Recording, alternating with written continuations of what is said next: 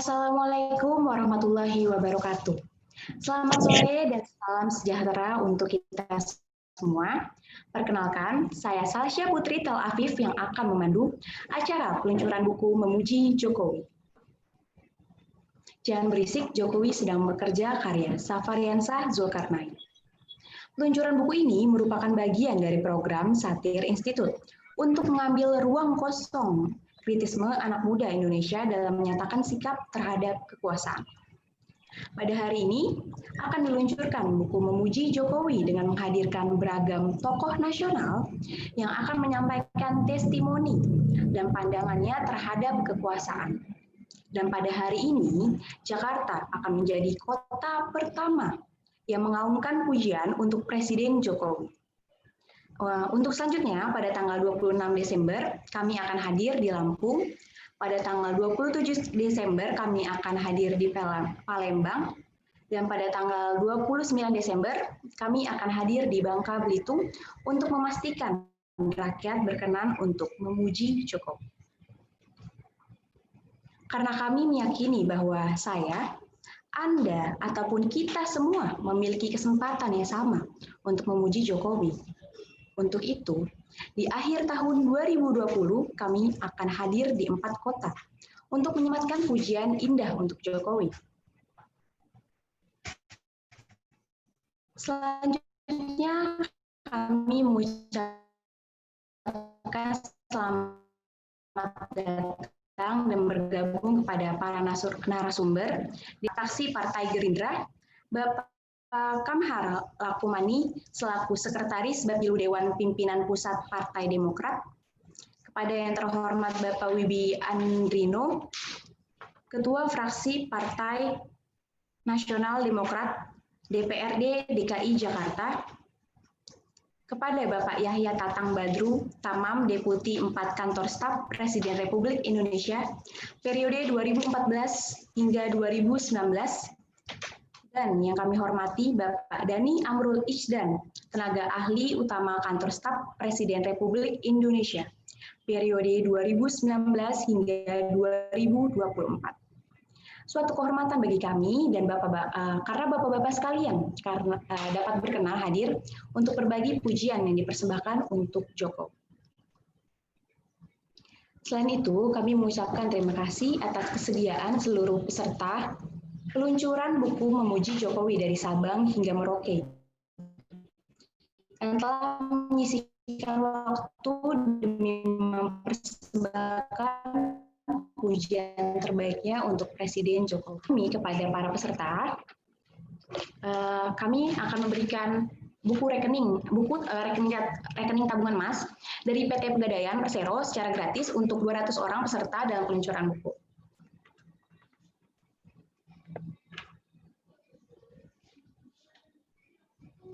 Tidak hanya itu saja, peserta yang hadir juga dapat mendapatkan 100 e-book gratis memuji Jokowi hanya dengan menuliskan satu kalimat saja pujian untuk Jokowi di kolom komentar. Ingat ya teman-teman, hanya satu kalimat saja dan disertai email teman-teman semua yang aktif. Karena nantinya e-book tersebut akan dikirimkan ke email teman-teman. Oke, Bapak Ibu yang kami hormati, berikutnya kami akan menampilkan cuplikan video pengantar dari Presiden Jokowi dan beragam pujian masyarakat untuk Presiden Jokowi. Berikut cuplikan videonya.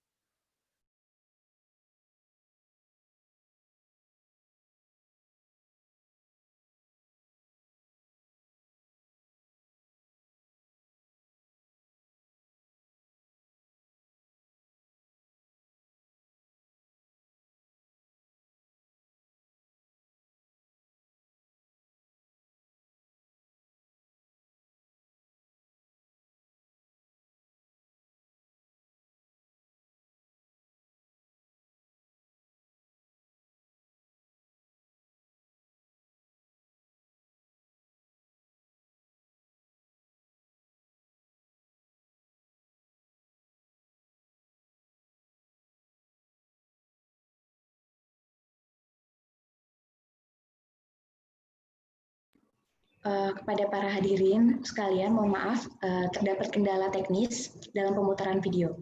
Tunggu sejenak ya teman-teman semua.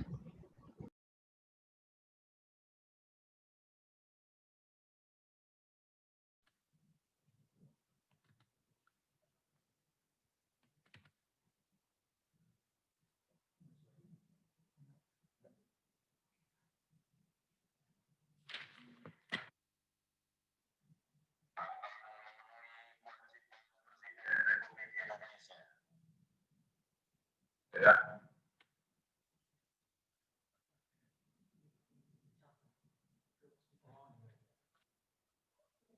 Saya bersumpah akan memenuhi kewajiban Presiden Republik Indonesia dengan sebaik-baiknya dan seadil-adilnya. Memegang teguh Undang-Undang Dasar dan menjalankan segala undang-undang dan peraturan serta berbakti kepada nusa dan bangsa.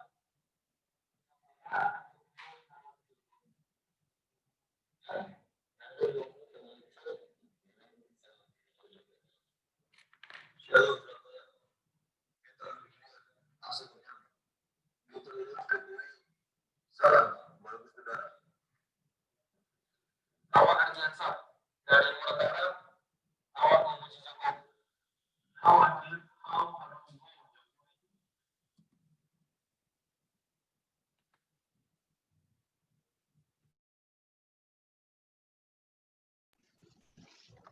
Ikrar dan sumpah Presiden Jokowi telah menjadi pengantar peluncuran buku ini dan menjadi pengantar Presiden Jokowi untuk menjadi pemimpin di Indonesia. Buku Memuji Jokowi yang ditulis Safariansah Zulkarnain menjadi penanda bahwa pujian terhadap kekuasaan hanya salah satu sikap yang bebas dipilih rakyat untuk mengekspresikan keringat kekuasaan. Namun, kritik juga tak terlarang dan merupakan pilihan yang bebas dipilih masyarakat untuk mengartikulasikan jerit deritanya. Pujian dan kritik memiliki posisi yang sama. Jadi, jangan mengejek bahkan menyerang para pengkritik Jokowi. Jangan pula terlalu yakin pujian begitu layak disematkan kepada Bapak Jokowi. Sebab saya, Anda, dan kita semua memiliki kesempatan yang sama untuk memuji ataupun tidak memuji Jokowi. Buku Memuji Jokowi ditulis Safariansah Zulkarnain hanya dalam waktu 2 minggu. Waktu yang dapat dikatakan relatif singkat untuk meluapkan rasa dan mempersembahkan pujiannya kepada Jokowi. Oleh karena itu, pujian perlu disandingkan dengan pujian. Mungkin juga disandingkan dengan kritik, sebab kritik dan pujian hampir sama, bahkan sama saja. Maka itu, sebagai pembuka narasi memuji Jokowi, kami persilahkan kepada Bapak Kamru Sadam selaku anggota DPR Republik Indonesia, fraksi Partai Gerindra. Kepada Bapak Kamru Sadam, kami persilahkan.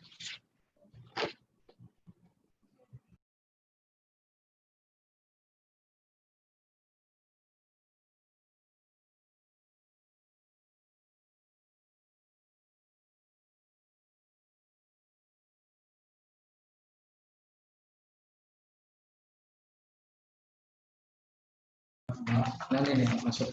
Ya udah belum? Kalau udah kasih tuh. Oke, berhubung Pak Kamru Samad baru join, pengantar pertama sebagai pembuka memuji Jokowi, kami persilakan kepada Bapak Kamru Samad selaku anggota DPR Republik Indonesia, fraksi Partai Gerindra. Pak Kamru Samad, kami persilakan.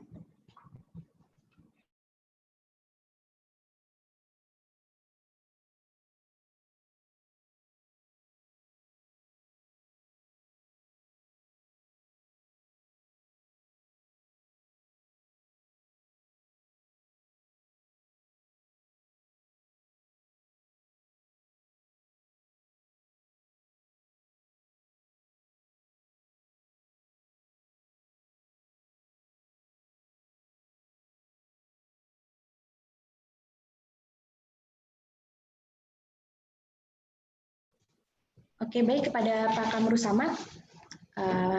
Permisi Pak, apa mendengar suara saya?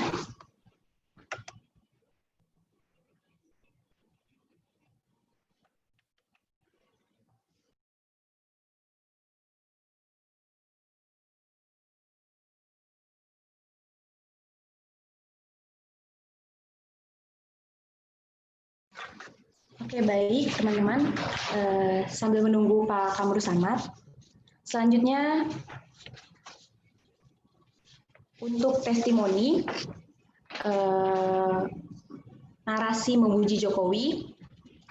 Yang pertama, kami silahkan kepada Bapak Kamhar Lakumani selaku Sekretaris Bapilu Dewan Pimpinan Pusat Partai Demokrat. Kepada Bapak Kamhar Lakumani, kami persilakan. Baik, terima kasih. Bismillahirrahmanirrahim. Assalamualaikum warahmatullahi wabarakatuh. Waalaikumsalam warahmatullahi wabarakatuh. MC ya, atau host yang terima kasih sudah memberikan kesempatan kepada kami. Tadi saya sempat mengikuti sejak awal pengantar dari MC. Juga saya sih belum baca tuntas buku ini karena baru dapat semalam. Tetapi secara garis besar bisa memahami arah buku ini seperti kemana substansi atau pesan yang ingin disampaikan penulis. Dinda Safariansah itu apa, insya Allah bisa kita tangkap intisarinya.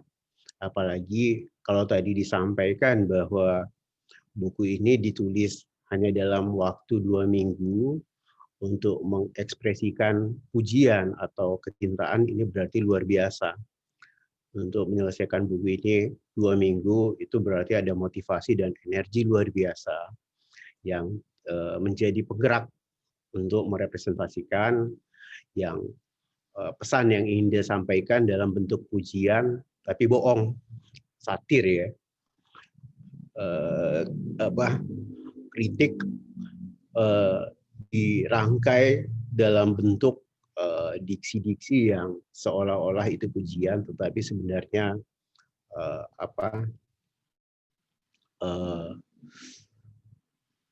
kritik atau ingin menyampaikan yang sebaliknya. Saya membaca sekilas pertama tentang Dinda Safariansahnya, dalam pandangan saya adalah sosok yang paling patut menyemat predikat sebagai pemuda milenial, di mana yang saya pahami pemuda atau kekuatan pemuda itu adalah aktor-aktor yang dalam proses gerak dan dinamikanya di latar belakangi atau dipengaruhi oleh kata Weber di ethic of absolute ends atau nilai-nilai ideal, nilai-nilai luhur yang didapatkannya yang menjadi instrumen sehingga ketika terjadi penyimpangan-penyimpangan tidak seperti referensi atau konsep atau ilmu yang didapatkannya, seketika juga langsung ada reaksi yang dilakukan. Tentunya karena idealisme itu konsepnya adalah positif dan konstruktif, adalah untuk sesuatu respon untuk sesuatu yang konstruktif untuk melakukan perbaikan. Dan saya juga memandang bahwa ketika buku memuji Jokowi tapi bohong tanda petik itu dilakukan di tahun 2020 ini, di penghujung tahun ini, timingnya pas, sangat pas, karena bagi saya, karena saya posisinya di Bapilu, Badan Pemenangan Pemilu, yang salah satu tugas pokoknya adalah mengurusi masalah pemilu, pilkada, pileg, dan pilpres. Tahun 2020 ini adalah tahun pilkada. Pak Jokowi adalah salah satu yang punya prestasi luar biasa, di mana belum pernah ada presiden sebelumnya yang ketika masih menjabat, anak dan menantunya bisa maju pilkada, dan alhamdulillah dua-duanya menang. anaknya menang sebagai wali kota Solo, menantunya menang sebagai wali kota Medan. Ini kan kalau dibuat kartu keluarga berarti ya kartu keluarga pejabat paling VVIP saat ini kartu keluarga ini. Jadi dari sisi itu kita bisa memberikan pujian tanda petik di antara para mantan calon presiden, mantan presiden, salah satu yang kartu keluarganya paling keren tanda petik itu adalah Pak Jokowi saat ini yang saya kira juga banyak pengamat ya sudah menyoroti masalah itu. Dan tetapi bagi saya coba melihat dari sisi lain, sebenarnya ketika Pak Jokowi ini mendapatkan mandat rakyat sebagai presiden, ini adalah salah satu buah dari reformasi, di mana kalau dulu di masa Orde Baru ataupun Orde Lama ya Pak Soekarno kemudian Soeharto, posisi presiden ini adalah hak istimewa yang dimiliki oleh elit. Kalau Pak Soekarno dulu kan di antara tokoh pemuda pada masa itu dia salah satu yang teratas. Ada Bung Hatta, Sarif dan sebagainya, tetapi semua dari sisi leadership dia yang paling menonjol dan bisa menjahit atau merangkul yang lain itu yang dibandingkan dengan figur-figur lainnya. Soeharto sendiri ya di antara jenderal yang mampu menangkap momentum, melihat peluang untuk menumbangkan kekuasaan Orde Lama yang saat itu juga harus kita akui sudah mulai terjebak pada mengarah bukan lagi demokrasi tetapi totalitarianisme, otoritarianisme di mana pemerintahan Soekarno atau sudah mendaulat diri sebagai presiden seumur hidup dan ada gejolak atau konflik politik baik di level elit ya pada masa itu yang begitu dinamis, begitu tinggi intensitasnya, itu yang bisa dibaca oleh dia dan kelompoknya untuk mengambil momentum generasi. Kemudian di masa Orde Baru selama 32 tahun kebetulan saya masih menikmati penghujung Orde Baru ya, sedikit masih punya memori lah. Saya SMP dan SMA pada masa itu semua posisi-posisi strategis tidak hanya di semua dimensi kehidupan berbangsa bernegara, posisi strategis itu tidak ada dikotomi waktu itu sipil non sipil karena difungsi untuk mau jadi bupati dan sebagainya, kepala dinas dan sebagainya, apalagi di level pusat karena masa itu masih sangat sentralistik. Itu rekrutmen paling potensial itu sumbernya dari TNI waktu itu masih ABRI, tidak ada TNI Polri. Dari ABRI, latar belakang ABRI, mereka lah yang menguasai semua posisi-posisi penting di negeri ini dan sifatnya segala sesuatunya pada saat itu top down. Bahkan DPRD pun itu hanya formalitas untuk melantik termasuk DPR RI, karena waktu itu juga partainya dibuat hanya menjadi 3, kemudian anggota MPR itu terdiri dari DPR dan utusan golongannya juga semua diatur, semua by design, artinya apa yang dikehendaki oleh kekuasaan penguasa itu pasti terjadi dan semua instrumen tadi hanya instrumen tanda petik demokratis, tetapi prosedural, tidak substansial. Di masa reformasi itu mendobrak itu semua, merubah itu semua, sehingga tidak terbayangkan sebelumnya Pak Jokowi misalnya yang background-nya dari manusia kebanyakan, pengusaha bukan top 10 atau top 100 atau top 1000 di Indonesia, pasti kalau dibuat daftar 1000 pengusaha di Indonesia paling terkemuka, kita juga tidak akan menemukan namanya pada masa itu. Juga kalau bukan juga kepala daerah yang berprestasi, tidak. Saya kebetulan di 2009 sudah menjadi bagian dari tim Kamnas Pak SBY Budiono, tim Kamda SBY Budiono, saya dari Partai Demokrat, dan sampai 2012 saya staf ahli ketua fraksi Partai Demokrat yang waktu itu partai berkuasa, punya 148 kursi di DPR RI. Saya pun tidak belum familiar sebelumnya dengan nama itu. Kita sering bepergian dalam beberapa kesempatan, misalnya dengan rombongan presiden, tetapi sekali lagi dalam diskursus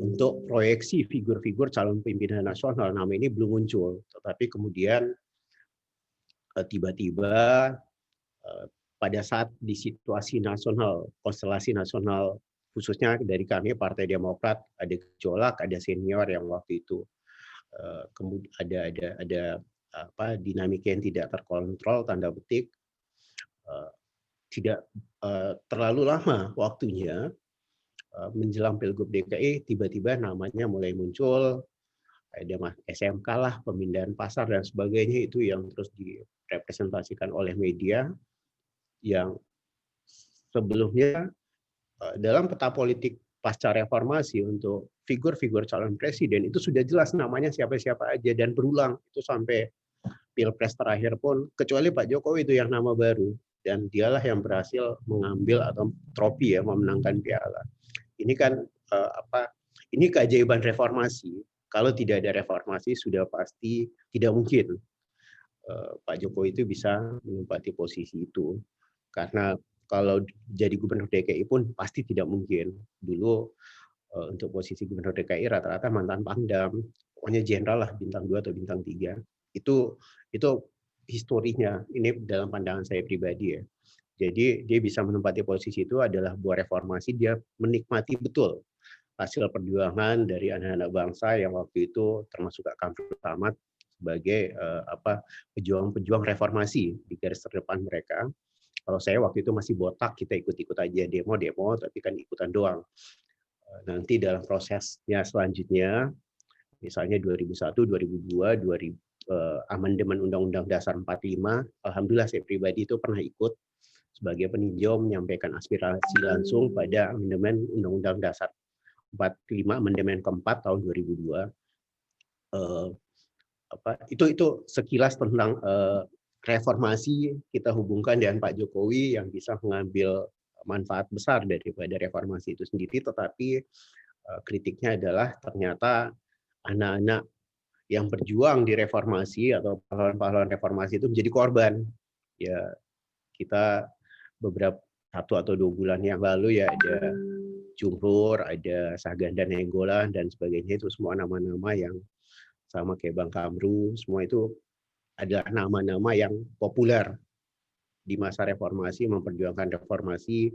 Ternyata yang terjadi seperti itu. Kita berharap reformasi itu semakin demokratis, semakin berkualitas.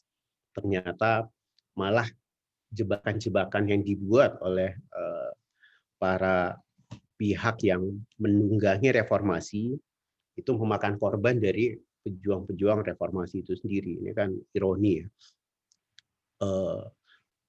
Ini juga menjadi bagi saya ukuran. Kalau reformasi dulu diskursus kita pada sampai 5 tahun pertama 2004, wacana tentang konsolidasi demokrasi itu sangat kuat. Salah satu indikatornya adalah peningkatan kritisisme masyarakat. Mestinya makin ke sini harusnya trennya increase, naik terus. Tetapi ternyata bagi saya pribadi memandang bahwa kritisisme masyarakat tidak tumbuh, tidak seperti yang kita bayangkan. Mungkin tumbuh, ada peningkatan, tetapi tidak seperti yang kita bayangkan. Kalau di masa Pak SBY misalnya 10 tahun, beliau itu terkenal sangat hati-hati. Taat asas, segala sesuatunya coba dipertimbangkan dari berbagai sisi, tetapi yang paling utama pasti adalah aturannya gimana, bisa atau tidak, dan sebagainya. Sangat hati-hati, karena ya dia pun walaupun background-nya militer, tetapi figur-figur militer pada masa itu yang menjadi arsitek untuk reformasi di tubuh TNI, termasuk beliau. Karenanya saya ingat betul pada tahun 2004 misalnya, waktu itu almarhum Cak Nur sebelumnya juga namanya sempat bergulir untuk masuk pentas Pilpres, dan karena situasinya tidak memungkinkan, saya ingat pada salah satu tayangan TV waktu itu dia kasih testimoni bahwa di antara figur-figur yang ada, dia menyebut misalnya nama Pak SBY bahwa itu adalah jenderal intelektual dan dia walaupun background-nya militer tetapi lebih sipil daripada sipil tanda petik ya. Itu karenanya saya ingat betul dan itu juga yang saya secara pribadi sebagai kader HMI menjadi itu saya belum selesai kuliah masih mahasiswa saya mahasiswanya lumayan lama 9 tahun lebih daripada batas masa studi 7 tahun jadi harus ada operasi penyelamatan pindah program studi permajaan Tambuk baru bisa selesai kalau enggak repot. Saya satunya di Universitas Hasanuddin di Makassar dari cabang Makassar Timur. Balik tadi ya artinya sosok TNI pun tidak harus disematkan bahwa dia anti demokrasi. Demikian juga sebaliknya, orang yang background-nya sipil tidak otomatis pasti akan sangat demokratis. Walaupun substansi atau salah satu pilar demokrasi itu adalah civil society ya, yang harus dinamis dan itu tidak menjelaskan bahwa dari sipil itu otomatis demokratis. Demikian juga sebaliknya ya, yang militer identik dengan garis komando top down juga tidak menjelaskan bahwa itu otomatis otoriter dan sebagainya. Balik ke tadi pilkada ya luar biasa capaiannya. Presiden-presiden sebelumnya belum pernah seperti itu. Biasanya menjaga diri jangan sampai ada konflik of interest karenanya anaknya tidak diterjunkan dulu pada kontes politik yang seperti pilkada dan sebagainya. AHY pun itu masuk di politik juga karena setelah bapaknya udah tidak menjabat lagi untuk bisa tampil di kontestasi Pilgub DKI pada masa itu. Itu yang antara lain yang saya coba ulas dan bahwa tadi ini adalah ujian untuk reformasi yang sudah kita perjuangkan sudah sejauh mana. Ya, ketika makin ke sini misalnya kita saksikan bersama rambu-rambu atau hukum bisa dengan mudah dibongkar pasang, di order untuk kepentingan para pihak dan sebagainya, ya ini mestinya menjadi kalau kritisisme masyarakat tumbuh harusnya ini ada reaksi yang bisa mencegah, tetapi kenyataannya bahkan undang-undang KPK aja misalnya lalu juga bisa direvisi, ya syukur alhamdulillah di KPK masih banyak orang-orang yang punya idealisme dan integritas yang tidak mau menyerah dengan keadaan, masih tetap bisa melakukan hal-hal yang saya sebelumnya secara pribadi tidak membayangkan itu masih bisa terjadi, tapi luar biasa appreciate misalnya. Dan masih banyak lagi saya yakin. Kita juga pernah lihat di media, pernah ada yang sudah ditandatangani salah, dan bahkan dari media asing membuli itu kan, saya tidak baca apa yang saya tanda tangan dan sebagainya. Itu semua bisa menjadi bagian-bagian dari memuji Jokowi satir, saya kira ya. Itu yang pandangan saya sementara. Nanti kalau saya nggak tahu teknisnya ini akan seperti apa ada diskusi atau apa. Demikian, billahi taufiq wal hidayah. Assalamualaikum warahmatullahi wabarakatuh. Waalaikumsalam warahmatullahi wabarakatuh. Baik, terima kasih kepada Bapak Kamhar Lakumani yang telah mempersembahkan pujian pada Jokowinya di peluncuran buku Memuji Jokowi pada hari ini. Oke, sepertinya Bapak Kamru Samad sudah bergabung ya bersama kami di sini. Langsung saja untuk testimoni yang kedua, kami persilakan kepada Bapak Kamru Samad selaku anggota DPR Republik Indonesia fraksi Partai Gerindra untuk mengartikulasikan pujian untuk Jokowinya. Kepada Bapak Kamru Samad kami persilakan. Terima kasih pemandu acara Mbak Salsa. Saya sapa dulu nih sahabat saya, Bang Kamhar, apa kabar, sehat? Wah, lama tak bersua ini. Iya Panda, iya. Saya mohon maaf pakai masker karena di public area nih lagi mau traveling. Kemudian adinda saya Saparian Shah Zulkarnain, satu sesosok penulis yang berani memberi judul buku memuji Jokowi di tengah banyak sorotan. Ini luar biasa. Ini satu keberanian yang patut kita apresiasi. Beliau sebetulnya meminta saya memberi testimoni, kalau tidak salah ketiga kalinya baru saya mengiyakan karena saya terus terang sangat hati-hati dengan judul bukunya ini. Tapi setelah saya dikirimkan e-booknya, saya terima kasih. Saya kira di dalamnya justru cukup memberi hasanah dan berbagai macam perspektif yang cukup menarik. Ada satu hal selain yang diungkapkan oleh Bang Kamhar tadi yang saya ingin sampaikan. Yang pertama,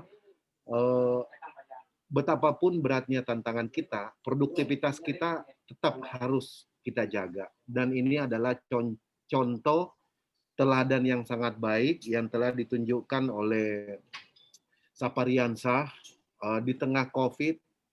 Teman-teman saya banyak istrinya justru sekarang ini melahirkan mulai November, Desember karena sejak bulan Maret banyak di rumah sehingga justru rezekinya bertambah melalui situ. Justru Saparian Shah melahirkan satu buku di penghujung tahun. Saya kira ini akibat COVID juga. Kemudian apa yang mau dipuji? Nah ini pertanyaan. Apa yang mau dipuji terhadap sosok Presiden Jokowi? Kalau boleh saya mengatakan, sebetulnya ada satu jalan yang beliau telah tempuh dan itu menjadi breakthrough baru kaum muda, yaitu memberikan contoh seorang kepala daerah dari wali kota menjadi gubernur dan kemudian menjadi presiden. Yang dalam sejarah seleksi kepemimpinan nasional, ini belum pernah terjadi. Ini hanya pernah terjadi di beberapa negara, sebutlah di Amerika, ada Bill Clinton yang pernah menjadi gubernur Arkansas, lalu kemudian dia running, terpilih meraih tiket Partai Demokrat, dan terpilih menjadi presiden. Artinya apa? Seleksi kepemimpinan nasional yang disampaikan Bang Kamhar tadi itu, mau tidak mau kita sudah mulai harus memotret bahwa kepala daerah adalah sumber kepemimpinan nasional. Jadi ke depannya Saparian Shah bisa saja menjadi kepala daerah dulu, baru kemudian nanti menjadi national leaders. Begitu juga ke depannya. Kita udah mulai memotret ada Anies Baswedan, ada Ganjar Pranowo, ada Ridwan Kamil, ada Kofifa, dan masih banyak lagi. Tentu juga ada Mas AHY yang tidak kalah aspiring-nya, yang telah menginspirasi dunia kan. Nah, itu barangkali buka jalan bagi kita, anak rakyat, anak kampung yang berjuang dari bawah. Itu yang bisa kita puji dari Pak Jokowi, yaitu membuka jalan itu.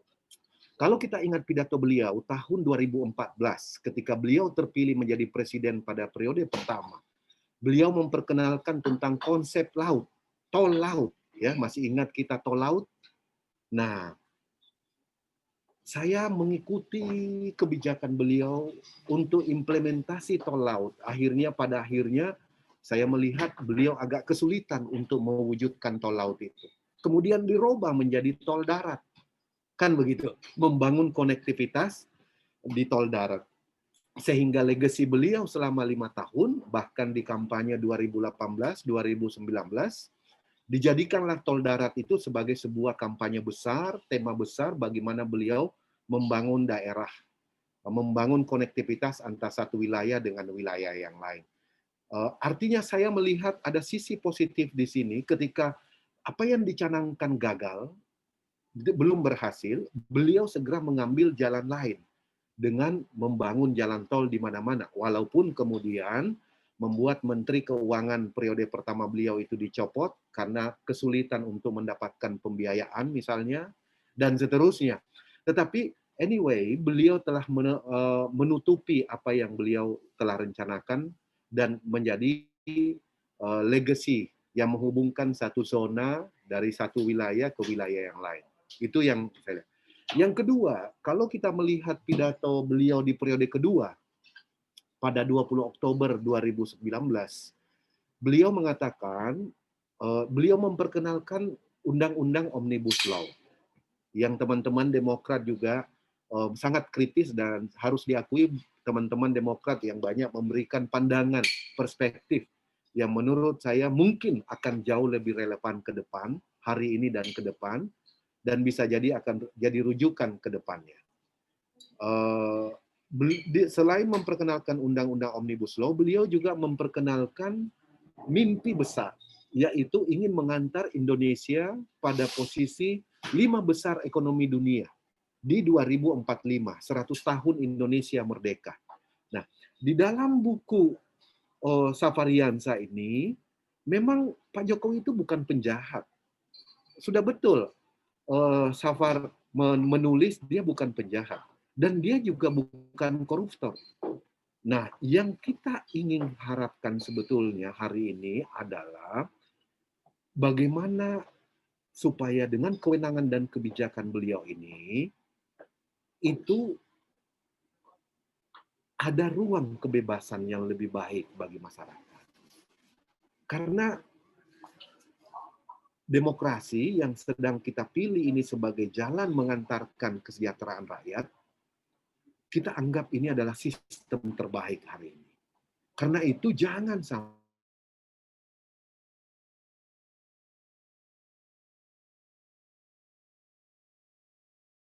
Indonesia itu kan belum dibawa di atas rata-rata, masih 78, sekian. Belum mencapai 80, sekian yang di atas rata-rata. Indeks demokrasi kita salah satunya adalah kebebasan berpendapat. Nah, yang lebih penting lagi adalah Jokowi bukan pelanggar HAM. Mungkin tulisan ini ditulis sebelum kejadian 6 orang yang wafat. Nah, apakah ada hubungannya dengan Presiden Jokowi? Saya yakin mudah-mudahan ini tidak berhubungan. Karena kita tidak mau presiden kita suatu saat nanti setelah beliau menjabat ada masalah. Kita ingin pemimpin-pemimpin kita itu selamanya kita cintai dan menjadi panutan kita. Mudah-mudahan. Nah, tapi saya cukup khawatir.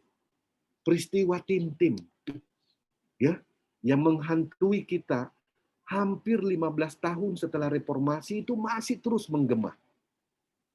Peristiwa Papua terus setiap saat menggema.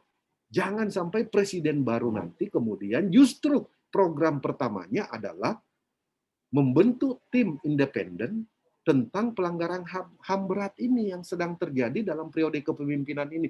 Ini yang kita, karena itu masih ada kesempatan Presiden selaku Panglima tertinggi dan Kepala Negara serta Kepala Pemerintahan untuk mendorong lembaga-lembaga negara terkait supaya betul-betul bekerja sebaik mungkin. Masih ada kesempatan.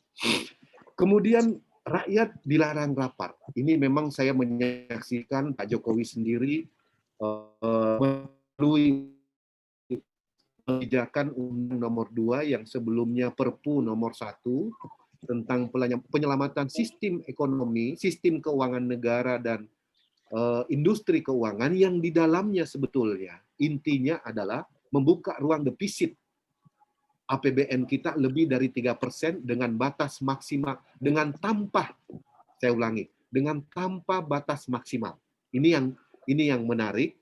Kenapa? Karena beliau bacakan sendiri tanggal 31 Maret, tidak salah, di Istana Bogor, Perpu Nomor 1 tahun 2020. Yang di dalamnya, saya ulangi, memberikan defisit APBN tanpa batasan maksimal selama 3 tahun. 2020, 2021, dan 2022. Kenapa? Saya yakin beliau punya proyeksi bahwa tanpa kebijakan ini, kita akan sulit mengatasi kebutuhan rakyat, khususnya perlindungan sosial. Karena itu saya setuju dengan tulisan ini, jangan biarkan rakyat kita kelaparan.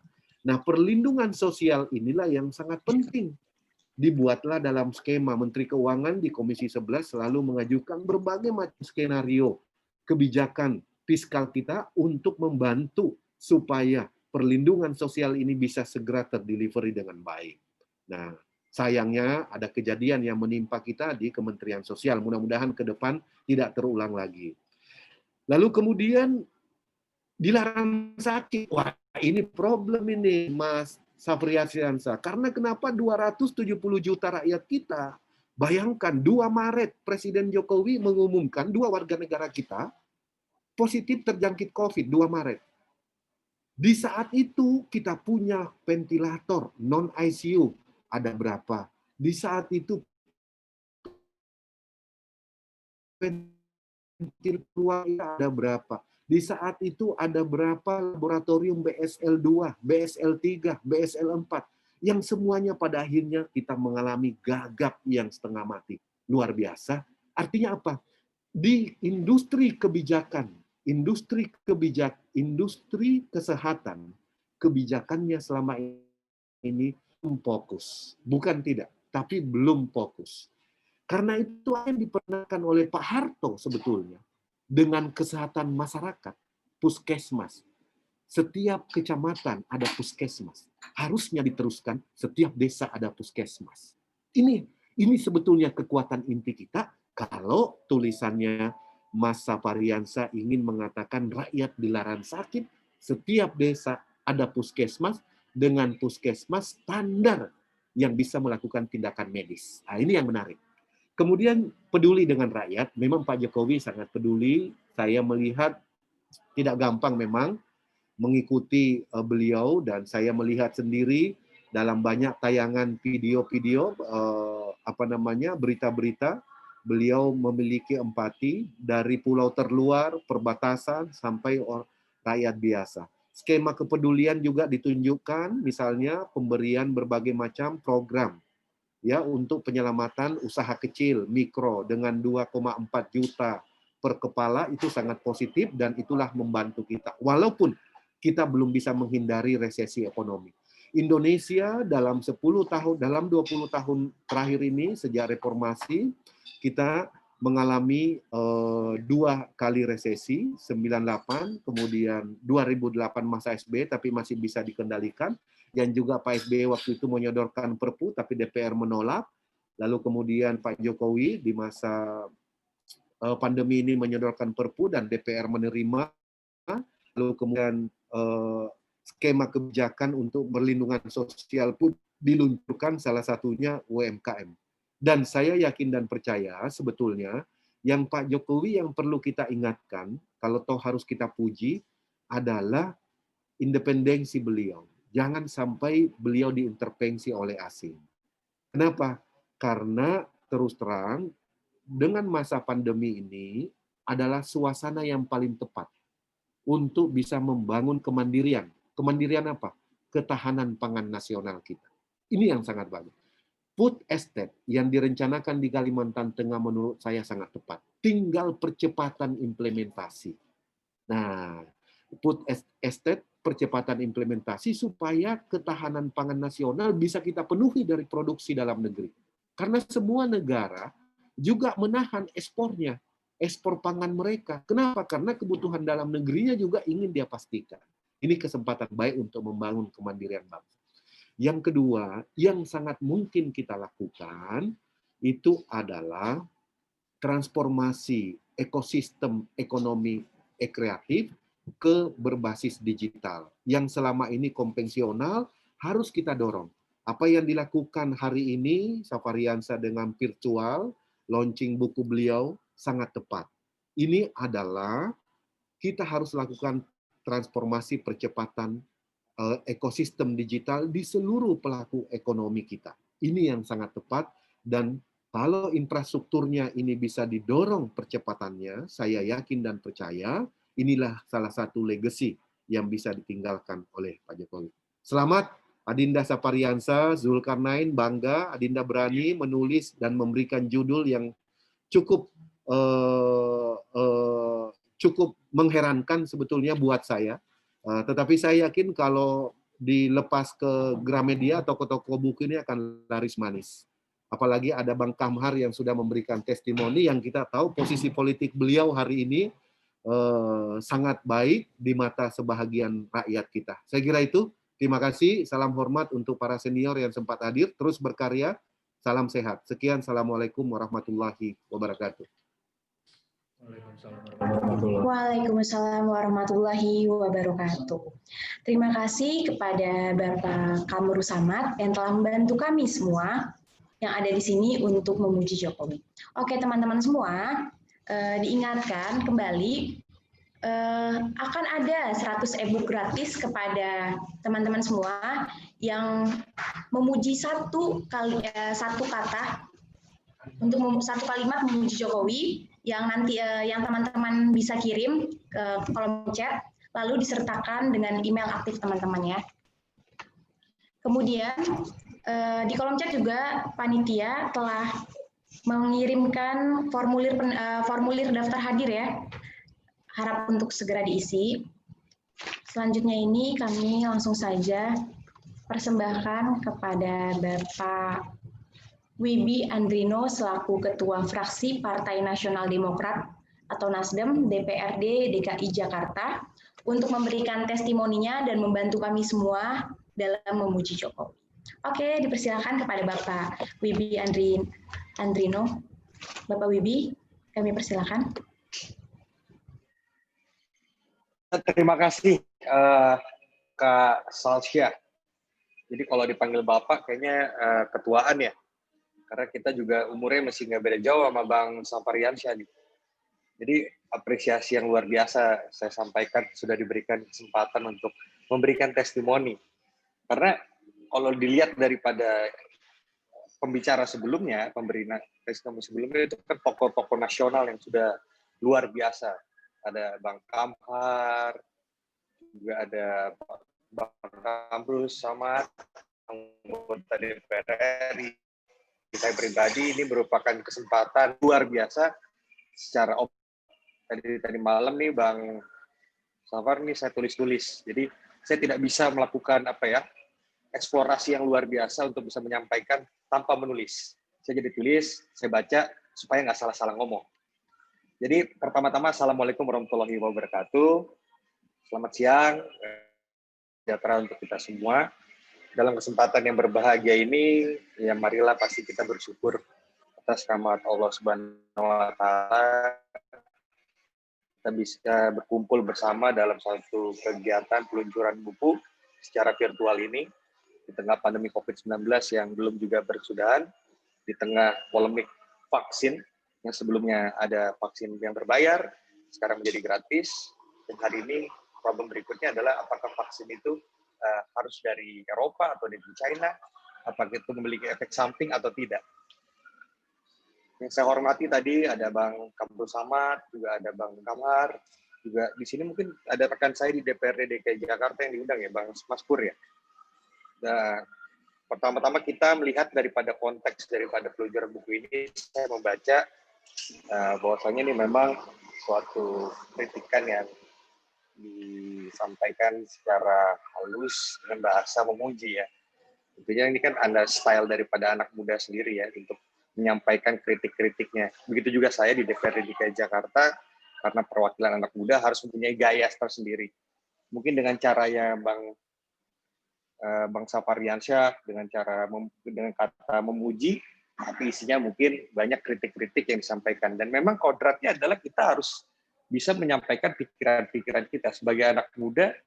Seandainya kita terbelenggu dalam konteks terlalu monolog, artinya bahwasanya konteksnya hari ini kita lihat eskalasi politik setelah kita dipertontonkan dengan Pilpres kemarin dengan 0102 yang sangat amat luar biasa terbelahnya kita, dan tiba-tiba kita dihadapkan dengan happy ending story di mana semuanya akhirnya berpelukan. Nah, itu kan menjadi satu hal yang langka ketika ada lagi oposisi yang akhirnya tidak lagi ada di parlemen, tetapi oposisi yang hari ini lahir daripada gerakan-gerakan muda. Tentunya oposisi yang seperti apa yang diharapkan? Itu adalah oposisi yang konstruktif, oposisi yang membangun kritisme, sikap kritis yang terhadap segala hal yang pada dirinya termasuk pada generasi milenial itu. Oposisi yang juga belajar mengkritik diri kita sendiri. Tidak hanya melihat daripada sudut pandang sisi di depan mata kita, tetapi pada diri kita sendiri. Apa sih sebenarnya daripada generasi muda ini yang sudah kita kontribusikan kepada bangsa dan negara kita? Mungkin kritik itu tidak bisa dilihat hanya sebagai celaan dan kebencian saja, tetapi sesungguhnya suatu harapan yang diungkapkan agar sesuatu yang dapat terjadi ataupun terwujud itu bisa lebih baik. Walaupun memang kadang sangat disayangkan, kadang-kala kritik yang sesungguhnya baik dan bermanfaat malah disampaikan tidak menggunakan cara atau koridor yang patut sebagaimana. Saya rasa dari buku yang disampaikan Bang Safari Ansyah ini adalah hal yang baik. Oleh karena itu dalam menyampaikan kritik perlu juga mengedepankan norma-norma serta cara yang patut agar kritik yang berupa penyampaian harapan dapat sungguh diterima untuk diwujudkan. Maka dari itu saya mengajak dan mendorong kepada kita semua, generasi muda, agar dapat menyampaikan kritik-kritik yang berdasar dengan tujuan yang mungkin spesifik dituju, sehingga dapat menjadi suatu tujuan yang jelas, goal point-nya apa, ada satu bridger, jembatan menuju apa yang memang legislator Partai DKI Jakarta awal kita mendukung Pak Jokowi dan saudara-saudari Presiden dengan cara kita masing-masing. Dengan cara mungkin dengan mendukung kebijakan ataupun dengan mengkritik daripada kebijakan itu sendiri. Karena perlu ada check and balances dalam hal pemerintahan. Kalau semuanya sibuk-sibuk memuji aja, hanya untuk berlomba-lomba mencari kekuasaan saja, akhirnya seperti hal kata pepatah ya, power tends to corrupt. Seperti itu mungkin. Mungkin seperti itu Bang Safari Ansyah yang bisa saya sampaikan. Mohon maaf bila mana apa yang saya sampaikan ada salah-salah kata. Semoga kita sukses, tetap ya 3M, juga kesehatan di tengah pandemi ini. Terima kasih. Wassalamualaikum warahmatullahi wabarakatuh. Waalaikumsalam warahmatullahi wabarakatuh. Baik, terima kasih kepada ini saya manggilnya apa ya? Enggak Bapak, manggil Abang kali ya? Abang Wibi. Oke, karena umur kami ternyata bedanya nggak terlalu jauh. Oke, terima kasih kepada Abang Wibi Andrino. Telah Mau datang masuk. Maaf teman-teman semua, ini operatornya kedengeran. Oke, baik. Terima kasih kepada Bang Wibi Andrino telah menyampaikan testimoninya atau telah membantu kami semua dalam memuji Jokowi. Oke, teman-teman. Sebelum saya lanjut untuk testimoni selanjutnya, ini diingatkan kembali ya kepada teman-teman, kepada peserta semuanya untuk mengisi daftar hadir karena di sini daftar hadir belum ada yang isi nih teman-teman. Tolong diharapkan untuk mengisi daftar hadir. Lalu,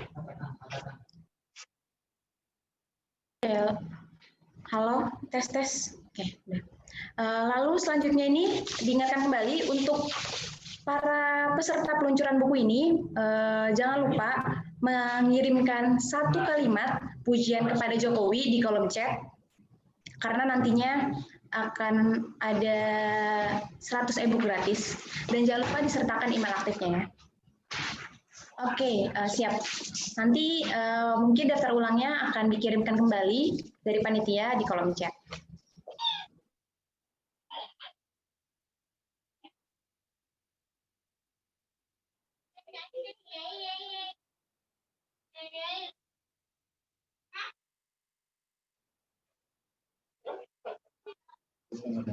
Oke, selamat datang kepada Bapak Yahya Tatang Badru Tamam yang baru saja hadir dan bergabung kepada kita semua di room Zoom meeting ini untuk bersama-sama memuji Jokowi.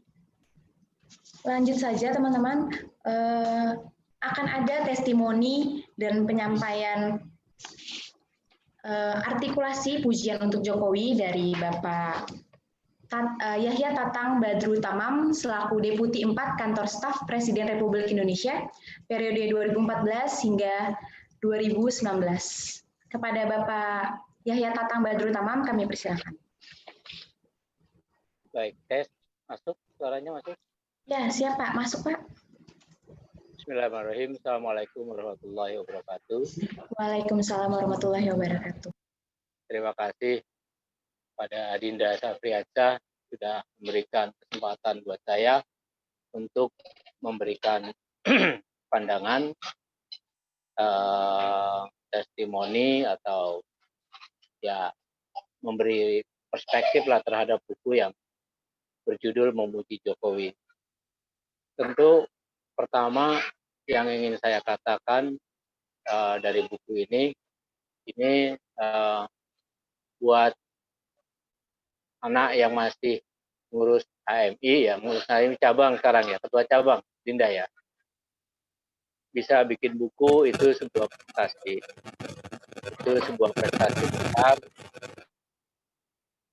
prestasi besar yang tidak semua orang bisa lakukan. Jadi apapun isi buku ini, tentu kita harus memberikan apresiasi terhadap capaian-capaian penulisannya ya. Bagus saya kira. Satu. Yang kedua,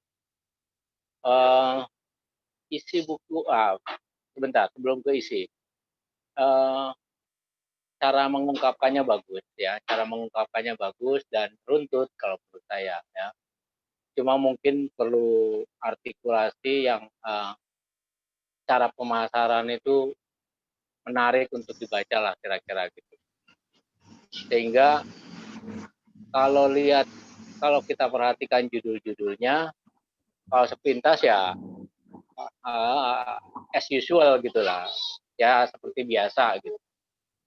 Misalkan saya mau bilang begini, mungkin buku ini kalau ditulis oleh anak muda, karena kamu nggak mau dibilang milenial ya, anak muda, ini harus provokatif kalau menurut saya, membangun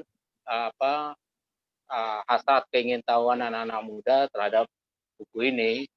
Sehingga kalau buku ini judulnya cuma memuji Jokowi, kalau saya orang anti Jokowi udah malas gue baca ngapain. Jadi menurut saya buku ini ya runtut bahasanya, cuma mungkin kalau dari sisi marketing kurang menantang untuk dibaca lah kira-kira gitu. Saya contohkan tadi judulnya. Itu kedua. Yang ketiga, menurut saya kalau dari sisi konten, ya saya sebagai pernah jadi orangnya presiden lah periode lalu. Ya sekarang pun masih orangnya presiden, cuma bedanya dulu di struktur, sekarang udah nggak di struktur lah kira-kira gitu. Kalau lihat isinya, buat saya sebagai orang presiden ya tentu tidak ada yang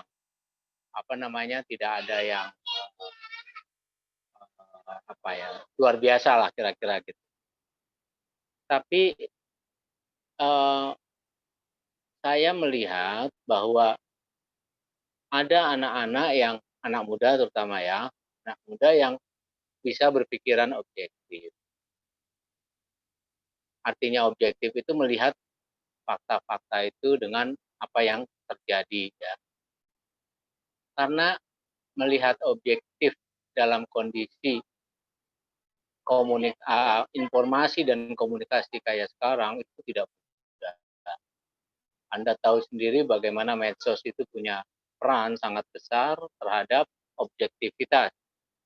Bagaimana pelintiran-pelintiran kebencian dan fakta-fakta itu diolah, yang benar jadi salah dan salah jadi benar. Sehingga cara berpikir objektif itu masih sekarang ya menurut saya sesuatu yang mahal lah. Apalagi anak muda yang kemudian bisa saja dia menjual idealisme gitu kan dengan cara menulis sesuatu yang faktanya asal didukung dengan medsos saja mungkin sudah cukup memadai. Yang keempat, saya melihat bahwa justru buat saya seorang Jokowi pengen melihat anak muda ini memberikan masukan-masukan yang sebelum ke situ. Nah, konten buku ini ya kalau kondisinya sekarang nih pas COVID kayak gini tentu akan sangat lain citra rasanya kira-kira gitulah. Karena apa? Karena kondisi sekarang lah sebetulnya yang melihat Presiden Jokowi ini apa mendapat ujian sebenarnya kira-kira gitulah. Ujian sebenarnya itu dilihat dari model kepemimpinan yang dia kembangkan di saat kritis gitu. Ini kan kritis kondisi karena COVID, perekonomian jeblok meskipun kita masih terhitung nomor 2 terbagus di dunia setelah RRC ya. Kemudian keresahan masyarakat di mana-mana, pelintiran kebencian, perang komunikasi anti pemerintahan luar biasa, kemudian keresahan masyarakat yang diakibatkan adanya komunikasi yang kurang baik antara pemerintah dengan rakyat. Ini semua fakta-fakta yang sedang dihadapi pemerintah sekarang yang menguji kepemimpinan seorang presiden. Jadi mungkin cerita tentang kartu pintar itu akan tutup dengan bertambahnya angka-angka mereka yang masuk COVID, terkena COVID. Terkena dampak COVID, mungkin angka-angka kartu Indonesia Pintar kesuksesannya akan tertutup gitu loh dengan angka-angka mereka yang makin susah ya dengan kondisi COVID. Jadi sebetulnya disinilah momentumnya kita melihat kapasitasnya Pak Jokowi itu kayak apa. Nah karena itu saya tarik dalam konteks buku ini. Buku ini harusnya ya terbitnya itu kemarin periodenya Pak Jokowi pertama itu. Karena kalau sekarang mungkin ya menurut saya jadi kurang relevan, kurang menarik lah, bukan kurang relevan, kurang menarik. Itu yang ketiga. Yang keempat, saya melihat bahwa banyak perspektif anak muda terhadap kepemimpinan Jokowi yang otentisitas pemikiran itu berkembang dan dapat dia terima dari kelompok milenial ini atau kelompok pemuda ini karena otentisitas kepemimpinan. Misalkan dari kesederhanaan seorang presiden. Kemudian dari kemauan dia membuka diri terhadap semua kalangan, termasuk di dalamnya dengan musuh politik sekalipun, sampai-sampai dibawa diajak jadi menteri gitu kan. Jadi bonus milih coblos Jokowi Ma'ruf, bonusnya Prabowo Sandi gitulah kira-kira. Itu menunjukkan saking terbukanya dia dan bahwa otentisitas politik itu adalah kebersamaan, kira-kira gitulah. Dan itu dinilai oleh anak-anak muda, ya, anak-anak milenial itu sebagai sesuatu yang bagus. Sesuatu yang bagus. Nah, karenanya menurut saya objektivitas yang dibangun anak milenial itu jauh lebih otentik ya dibanding mereka-mereka yang punya kepentingan di atas objektivitas. Jadi misalkan kepentingan politik, kepentingan ekonomi. Nah, yang ingin saya katakan bahwa ini loh ada sekelompok anak-anak muda, anak-anak milenial yang kemudian coba membangun aras kesadaran penilaian perspektifnya terhadap sesuatu yang otentik. Itu bagus ya. Tapi menurut saya jangan sampai ini kemudian menghilangkan daya kritis dia. Karena begitu ini menghilangkan daya kritis, maka sebetulnya Anda sedang dikerdilkan gitulah. Anda sedang dikerdilkan. Jadi tetap kekritisan itu menjadi ruh yang kemana-mana Anda bawa. Jadi seperti mata uang yang laku di mana-mana sebagai mata uangnya anak muda. Dan yang terakhir, saya kira mungkin buku ini perlu dilanjutkan satu sesi lagi, satu buku lagi, yang isinya satu hal yang terkait soal proses politik Jokowi ya. Bahwa kalau Anda tahu proses politik Pak Jokowi dari presiden sampai dari wali kota sampai presiden, ini proses politik yang melompat-lompat toh ya. Ya, strukturnya fasenya dia lalui, tapi lompatan-lompatannya jarang bisa setiap orang lakukan. Nah, karenanya sebagai pembelajaran politik, karena bagaimanapun juga nih teman-teman HM ini banyak tahu dunia politik, harus dikasih perspektif. Misalkan perspektif itu begini, bahwa besok ya, kepemimpinan nasional itu harus lahir dan diuji dari mulai skup terkecil, wilayah terkecil, ya wali kota, ya bupati, kira-kira gitu. Ya, sehingga tidak bisa orang ujuk-ujuk pengen jadi presiden ya, yang tanpa track record kepemimpinan di bawah. Nah, kenapa? Karena kalau itu yang terjadi,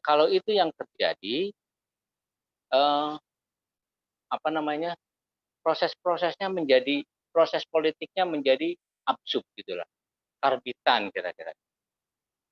Dan itu harus kita tanamkan sama-sama semua di anak-anak milenial ini, supaya politik itu menjadi sebuah proses yang mengakar itu jadi tahu masalah gitu kira-kira, dari mulai yang lokal terkecil gitu sampai yang terbesar. Nah, ini saya kira sebagai bahan refleksi buat anak-anak muda, milenial, sehingga bisa melihat bahwa politik ke depan itu sebagai bagian, kalau ada pilihan-pilihan buat dia, sebagai bagian dari cara dia mengabdikan pada bangsanya dengan benar, dengan prosesnya.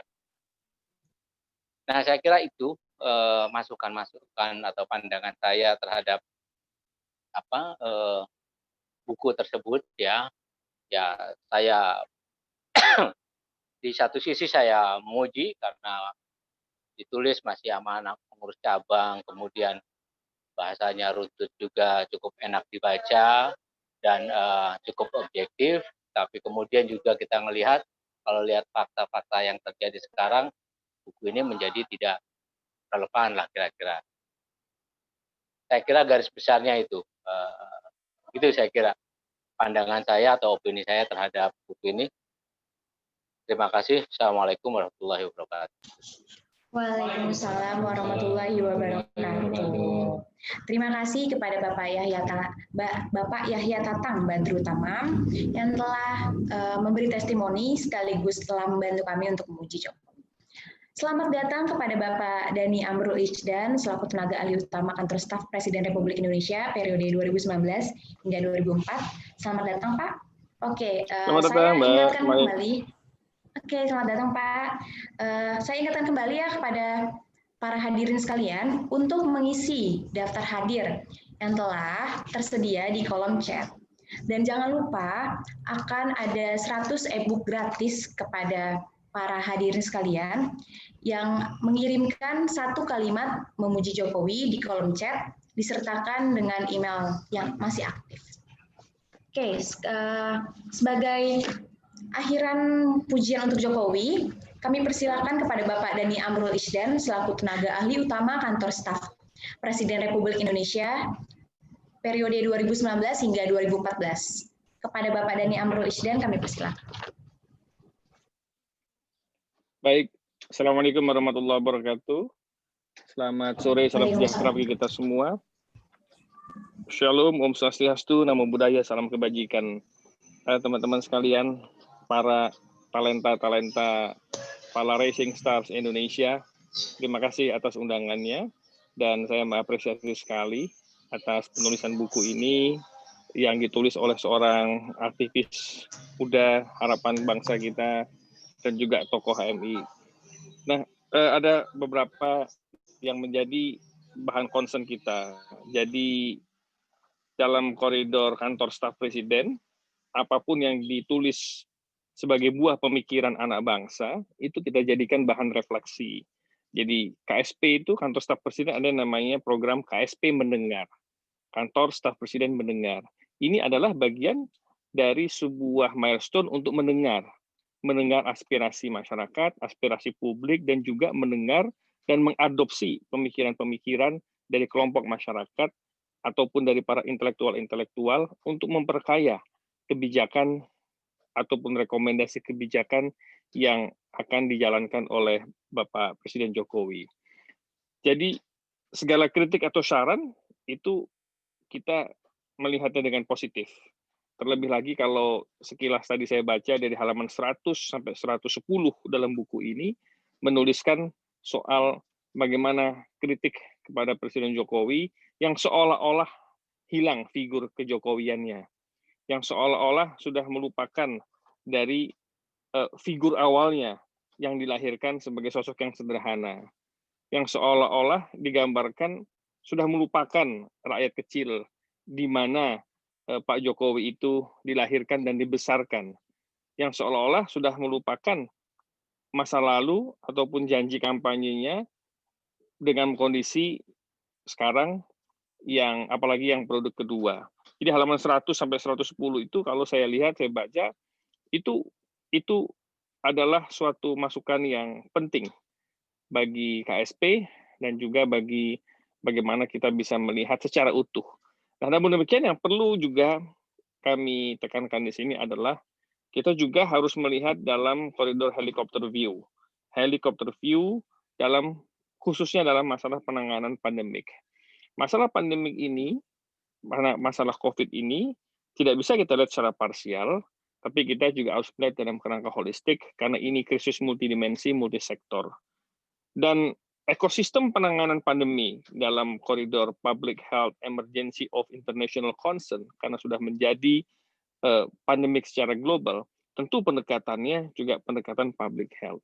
Alangkah baiknya kalau di dalam buku ini juga ditambahkan suatu koridor kepemimpinan ala Jokowi menjawab tantangan pandemi. Itu juga lebih baik karena lebih realistis, lebih membumi, dan lebih up to date. Nanti ditambah lagi benchmarknya dengan bagaimana leadership style dalam mengeksekusi langkah kerja dalam penanganan pandemik, tidak hanya bagi Pak Jokowi, tapi kita juga benchmark bagaimana negara tetangga kita, Malaysia, Singapura, Amerika, Eropa, yang beberapa kali lockdown, buka, tutup lagi, lockdown lagi, buka lagi, lockdown lagi, Australia, Selandia Baru, dengan beberapa karakteristik permasalahannya, dan bagaimana leadership style-nya Pak Jokowi dalam mengatasi masalah pandemik. Banyak hal-hal positif yang sebetulnya bisa kita lihat dari figur Pak Jokowi dalam koridor penanganan pandemik. Nah, di sini nanti timbul pujian ataupun tidak ada pujian.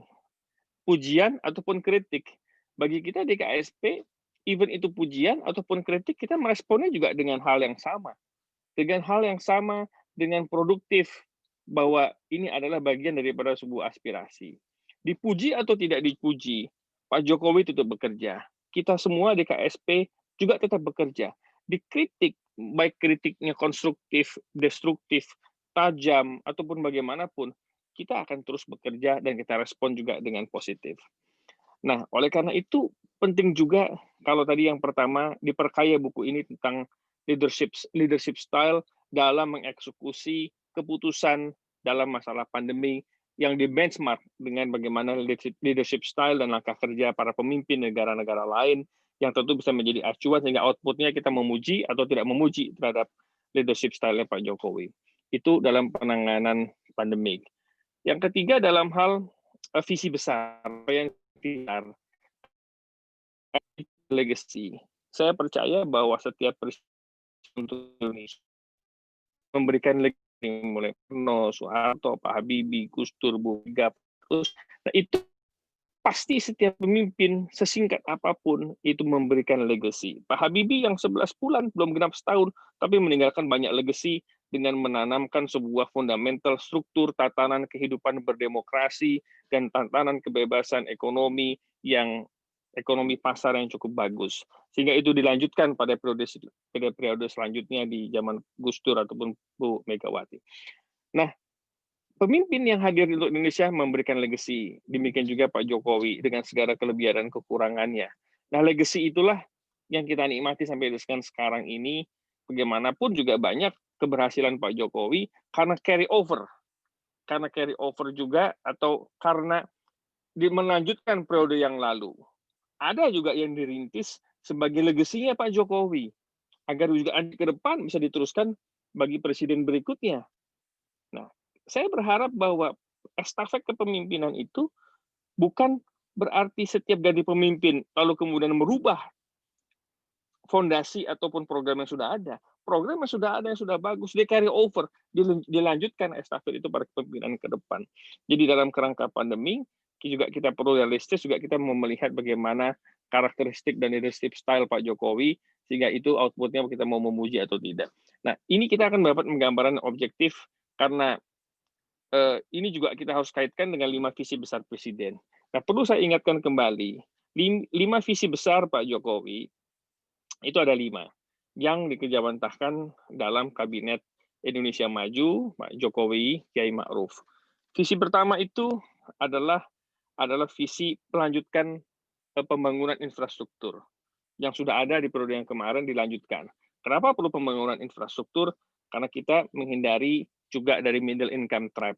Harus ada interkoneksitas antar wilayah, baik itu jalan, pelabuhan, baik itu pelabuhan udara, maupun pengembangan daerah-daerah potensial, yang itu membuat interkoneksitas antar wilayah menjadi terhubung, menjadi saling terintegrasi, sehingga sumber daya alam Indonesia, resources yang ada di suatu daerah bisa dioptimalkan oleh daerah itu dan oleh daerah yang lainnya.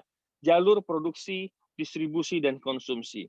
Jadi pembangunan infrastruktur yang berkelanjutan menempatkan 3 pilar utama dalam sebuah ekosistem infrastruktur, yaitu adalah memberikan kemudahan produksi dalam proses produksi, memberikan kemudahan dalam proses distribusi, karena ada channeling distribusi antar wilayah, dan juga daya beli dalam bentuk konsumsi masyarakat dan konsumsi industri.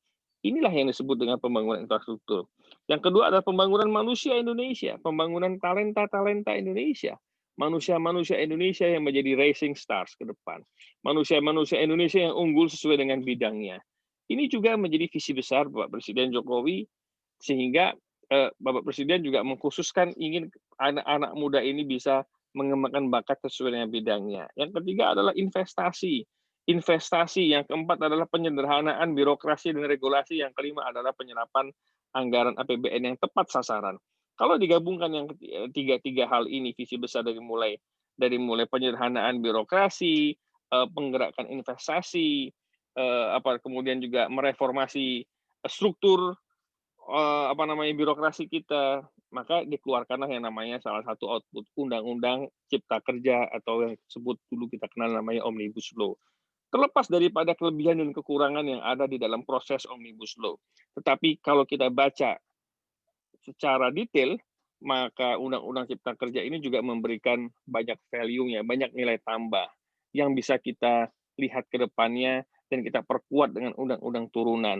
Namun, kita juga mesti men-challenge juga produktivitas dan efektivitas Undang-Undang Cipta Kerja ini dalam memberikan nilai tambah jangka pendek bagi masyarakat. Kita memang tidak bisa melihat suatu Undang-Undang Cipta Kerja sebagai contoh itu, karena sebagai visi besar kan untuk investasi, untuk regulasi, kemudahan birokrasi, sebagainya, sehingga untuk dengan birokrasi yang lebih gampang, regulasi yang lebih mudah, investasi di luar negeri dan dalam negeri akan lebih produktif. Tapi memang kita nggak bisa melihat dalam jangka pendek, jangka menengah baru kita bisa lihat. Nah, kita harus bisa mengikuti dengan lebih baik, mengawal mahasiswa sebagai partner strategi, sebagai agent of social control, sehingga agent of social control ini bisa berjalannya mekanisme check and balance untuk bisa mengontrol kinerja ataupun efektivitas dari Undang-Undang Cipta Kerja ini. Apakah betul untuk bisa optimal meningkatkan investasi, memberikan kemudahan regulasi untuk kita menjadi entrepreneur baru, nah itu kita akan lihat bersama efektivitasnya itu. Kalau ternyata tidak efektif dan tidak sesuai dengan visi besarnya, maka anak-anak muda bisa menyampaikan kritik kembali, aspirasi, mana kok katanya menggerakkan investasi kesempatan bagi para entrepreneur muda untuk berkreasi.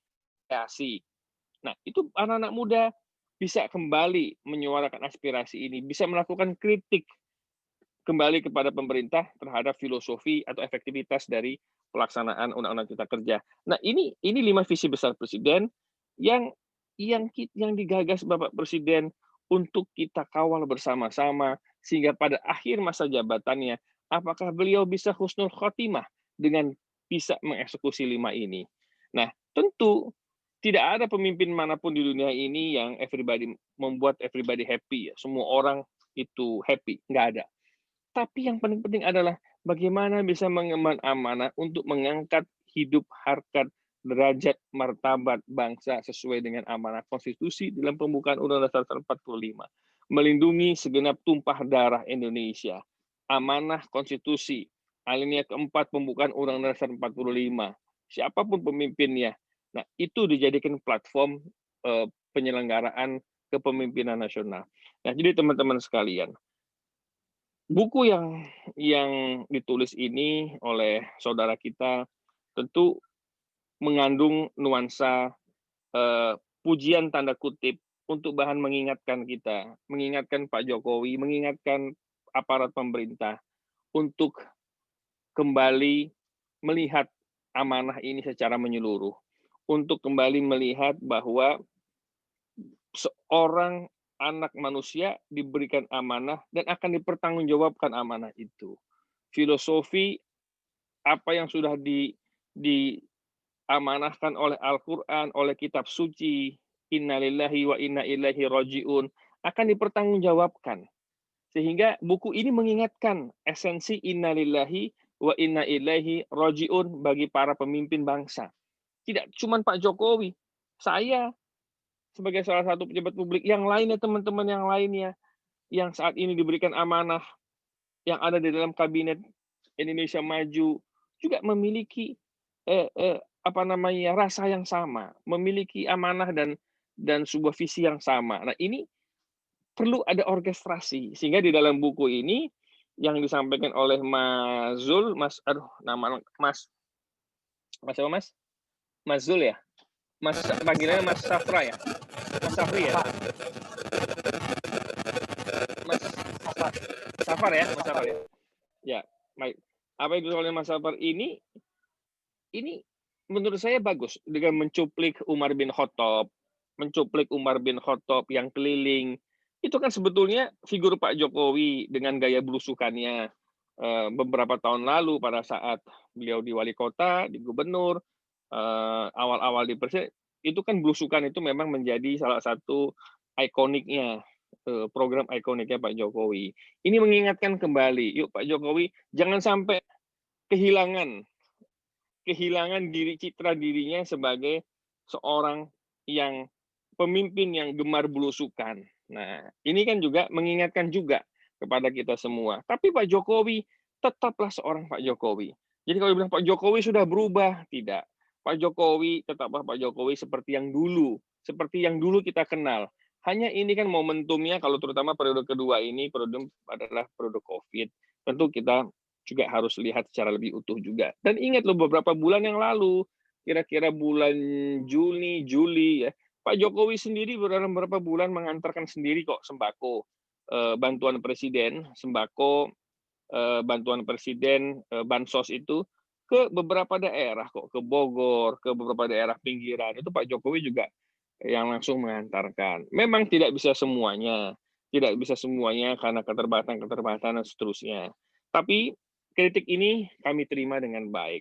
Ya kan, kritik dari teman-teman ini kita terima dengan baik dan kita akan coba melihat bagaimana kita bisa memperbaiki kekurangan-kekurangan yang ada untuk menyempurnakan kepemimpinan Pak Jokowi dalam koridor 4 tahun ke depan. Kita juga ingin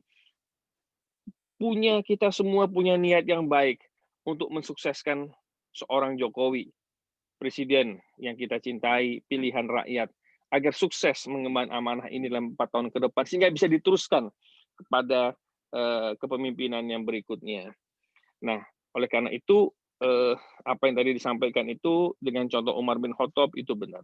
Dan ada juga Mas Ahmad tadi bicara, saya sekilas juga saya lihat bagaimana memimpin dengan hati, lead by heart, memimpin dengan hati. Itu juga betul. Apalagi masa pandemi ini menyisakan banyak permasalahan di lapangan. Pengangguran di mana-mana banyak. Orang yang kerja tadi nggak kerja lagi. Orang yang income-nya di atas garis kemiskinan, sekarang banyak juga yang di bawah garis kemiskinan. Sehingga itulah dikelontorkan namanya bantuan sosial tunai untuk menjamin daya beli dan keseimbangan dalam mekanisme supply and demand di dalam sektor real di masyarakat. Nah, ini penting juga satu-satunya yang membuat Pak Jokowi itu terus bertahan dan kuat adalah kekuatan hati beliau. Beliau punya tingkat kesabaran yang menurut saya cukup tinggi.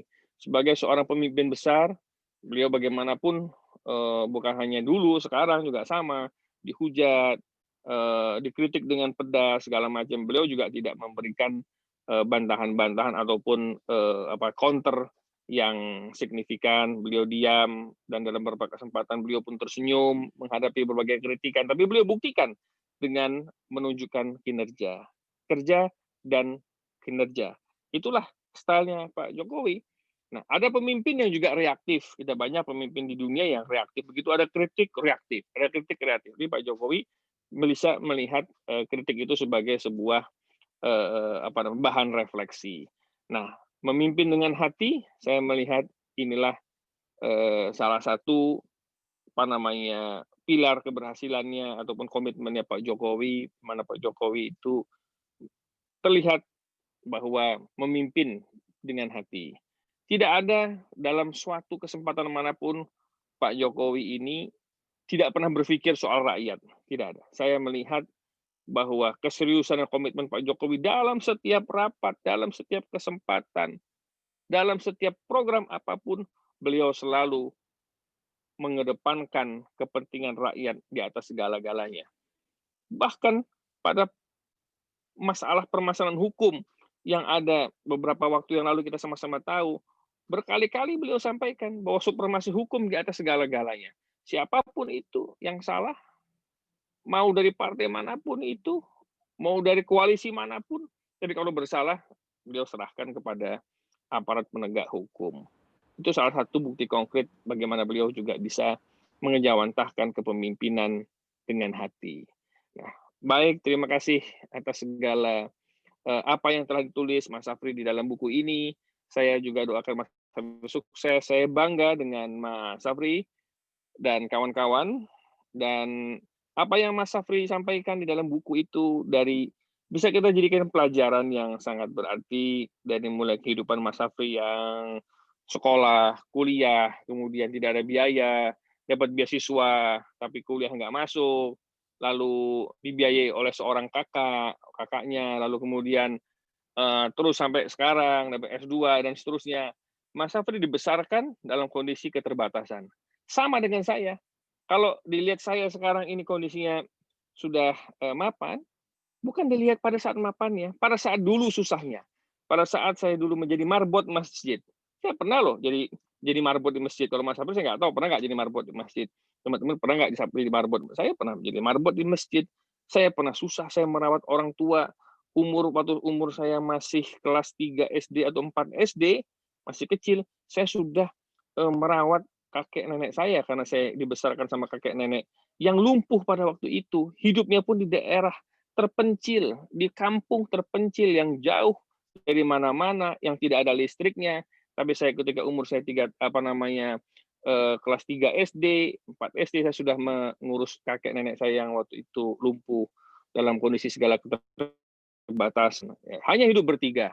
Nah, itu bisa juga dibayangkan sebagai salah satu inspirasi success story bahwa apa yang kita lihat sekarang itu merupakan buah dari kerja keras kita yang lalu, buah daripada ketabahan kita yang lalu, buah daripada quote and quote pembelajaran hidup bagian dari journey. Dan journey itu akan dibangun dan dalam dimensi apapun. Yang paling penting adalah daya juang dan daya tahan. Banyak anak muda punya daya juang tinggi, tapi lemah di daya tahan.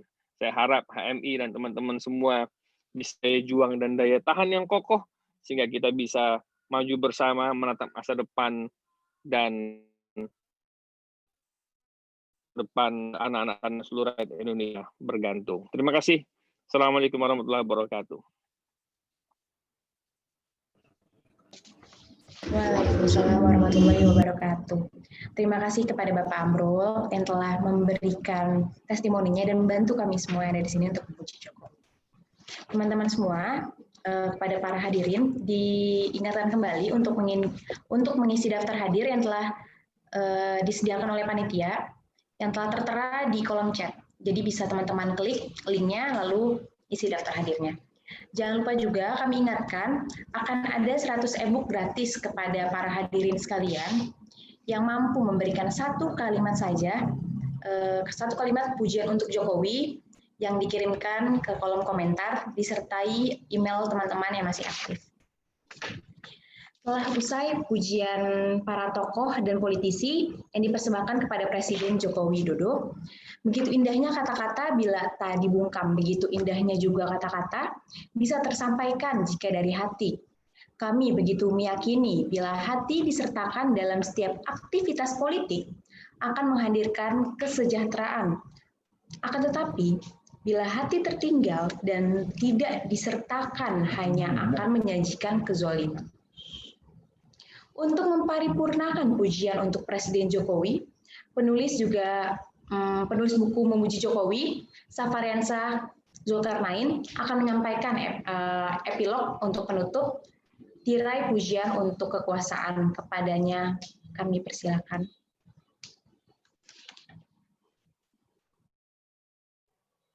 Bismillahirrahmanirrahim. Suara saya terdengar ya? Ya, yang saya hormati Bapak Dani, Amrul Ihdan, tenaga ahli utama kantor staf Presiden. Saya hormati juga tadi, iya Pak, izin semoga bukunya sampai ke meja Pak Jokowi Pak, karena mungkin salah satu cerminan aspirasi itu bisa sampai ke seorang pemimpin, mungkin pemimpin itu bisa bagaimana menyerap aspirasinya itu sendiri dan memahami. Untuk selanjutnya yang saya hormati juga tadi yang sempat bergabung Bapak Kamru Samad, anggota DPR RI, fraksi Partai Gerindra. Lalu ada Bapak Kamhar Lakumani, selaku Sekretaris Badan Pemenangan Pemilu Dewan Pimpinan Pusat Partai Demokrat. Yang saya hormati juga tadi sempat bergabung Mas Wibi Andrino, Ketua Fraksi Nasional Partai Nasional Demokrat DPRD DKI Jakarta. Dan tadi juga sempat bergabung Deputi 4 Kantor Staf Presiden di periode 2014-2019, Bapak Yahya Tatang Badrutaman. Sebagai pembuka bahwa mungkin dari segala hiruk-pikuk atau riuh rendahnya segala aktivitas politik ataupun kebijakan-kebijakan dari pemerintahan, ya saya secara pribadi ingin memohon maaf kepada seluruh rakyat Indonesia. Mungkin salah satunya banyak hal yang tidak terjadi ataupun tidak terwujud sesuai dengan apa yang dicantumkan dalam visi misi dari Bapak Jokowi yang awal dengan Bapak Yusuf Kala dan selanjutnya dengan Bapak Kiai Ma'ruf Amin. Mungkin visi dan misi itu tidak terwujud dengan baik. Mungkin salah satunya adalah kesalahan saya, karena mungkin saya terlalu lama banyak mendiamkan dan diam tentang apa Jokowi sedang berkuasa. Mungkin saya terlalu banyak diam saat Jokowi berkuasa. Dan mohon maaf juga karena memang di situasi pandemi virtual, kita harus melaksanakan launching buku secara virtual. Sebagai informasi, di tahun 2019 di akhir tahun juga, tepatnya di bulan Desember, saya launching juga buku pertama saya yang berjudul Satire untuk Politikus, dan tentu itu juga sebagai bentuk manifestasi pikiran-pikiran yang sifatnya ingin memberikan kontribusi nyata bagi para politisi ataupun dinamika politik yang ada di Indonesia. Satu hal yang mungkin saya dalam batin saya melihat satu kesuksesan dari sebuah kepemimpinan, khususnya di kepemimpinan Bapak Jokowi Ma'ruf. Sukses Bapak Jokowi ataupun Bapak Kiai Ma'ruf dalam memimpin Indonesia, saya pikir ketika memang para pengamen dan para pengemis itu tidak diusir dari Istana Negara. Karena kekhawatirannya mereka mengganggu nilai estetika. Jadi memang ketika gap antar rakyat yang mungkin prasejahtera dengan pemimpinnya itu sangat jauh menganga, saya pikir itu menjadi salah satu indikator bagaimana pemimpin itu tidak bisa memastikan keadilan dan kesejahteraan bagi rakyatnya. Jadi buku ini saya tulis selama 14 hari, dari mulai draft sampai selesai, dan di masa-masa awal-awal PSBB, dan mungkin ini juga sebagai bentuk kecintaan saya kepada Bapak Joko Widodo, karena mau tidak mau, suka tidak suka, baik orang-orang yang pro ataupun yang kontra kepada Pak Jokowi, kita harus mengakui bahwa buku ini lahir, salah satunya adalah dari kejengkelan seorang anak muda yang melihat sebagian dari generasinya menjilat hingga di ketiak penguasa.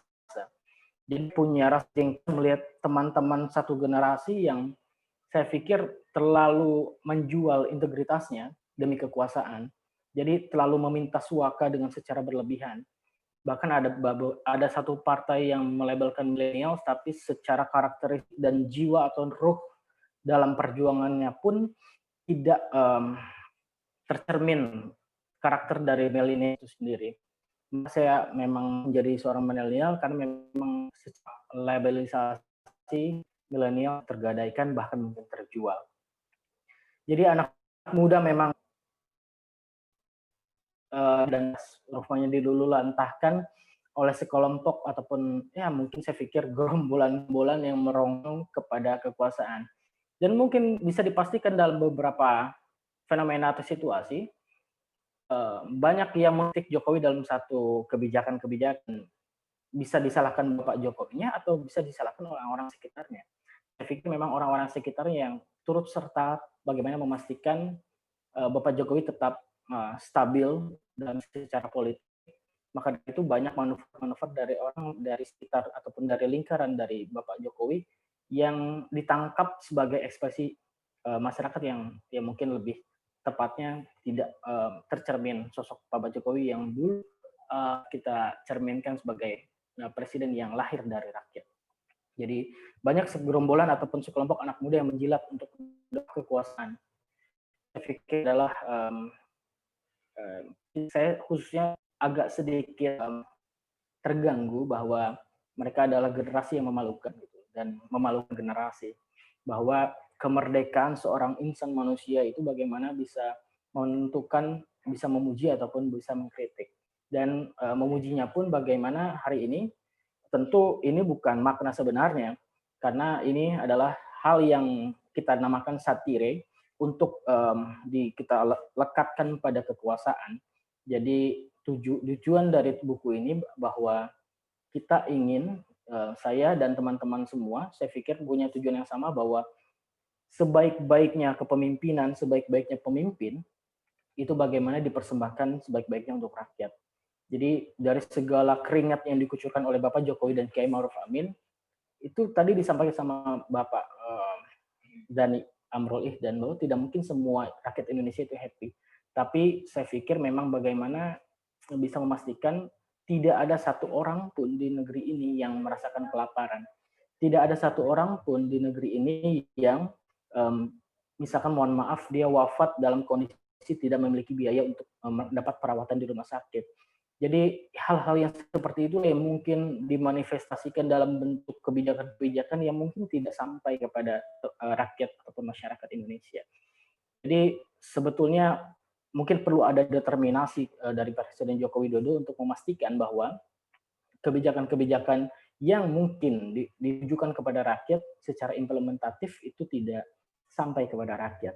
Jadi mungkin eksekutor mungkin di tingkat kementerian ataupun lembaga ataupun instansi terkait yang sebagai eksekutor, saya pikir memang itu patut untuk dimaksimalkan karena menjadi seorang presiden itu sangat amat sederhana sebetulnya.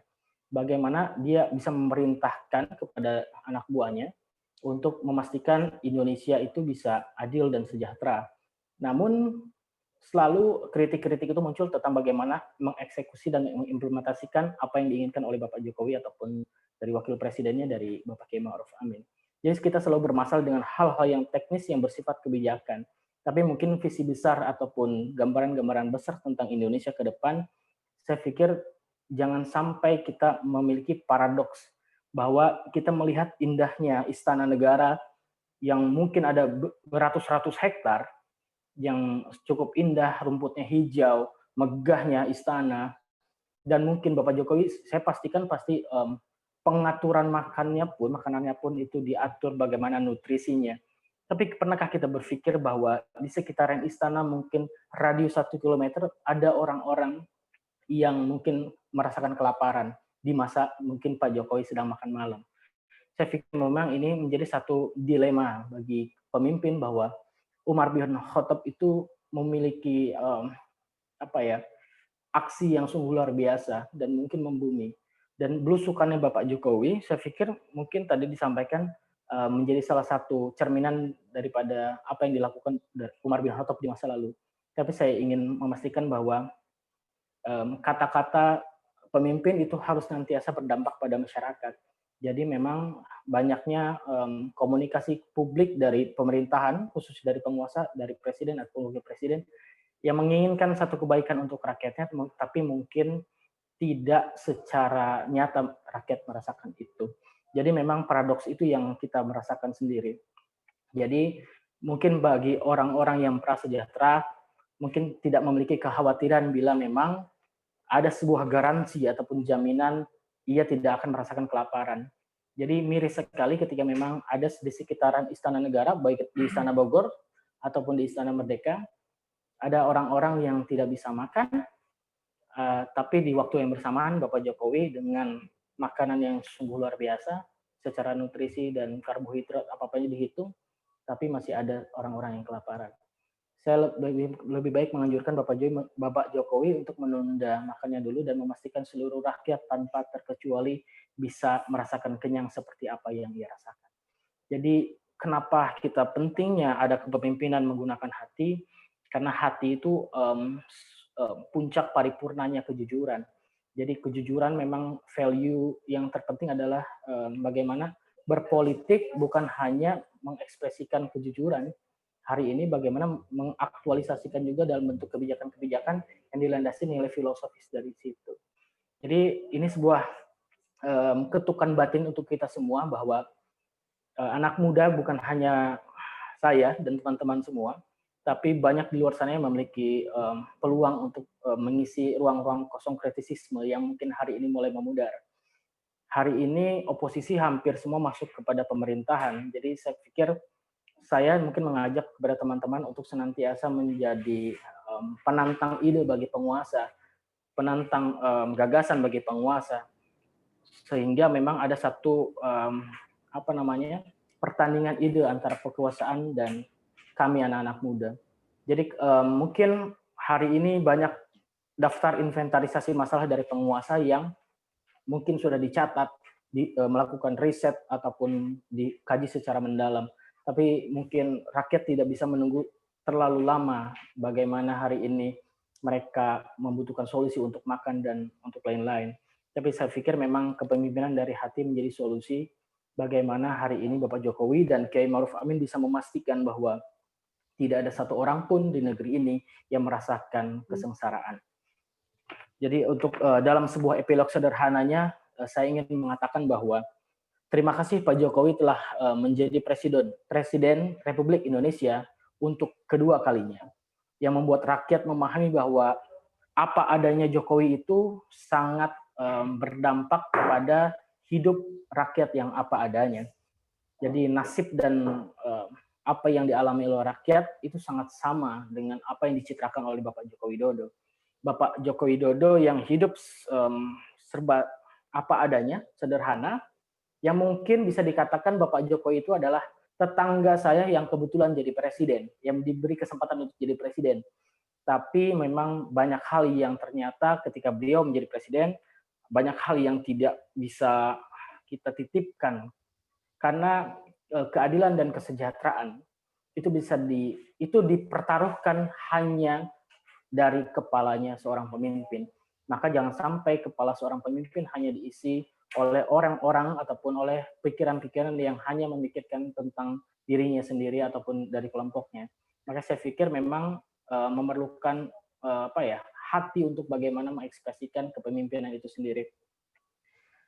Karena Jokowi saya pikir memang amat konsisten juga dalam dia mendiamkan rakyatnya, sehingga memang rakyatnya mendera deru derita yang tidak berkesudahan gitu. Jadi memang banyak korban-korban hak asasi manusia yang belum tuntas sampai hari ini.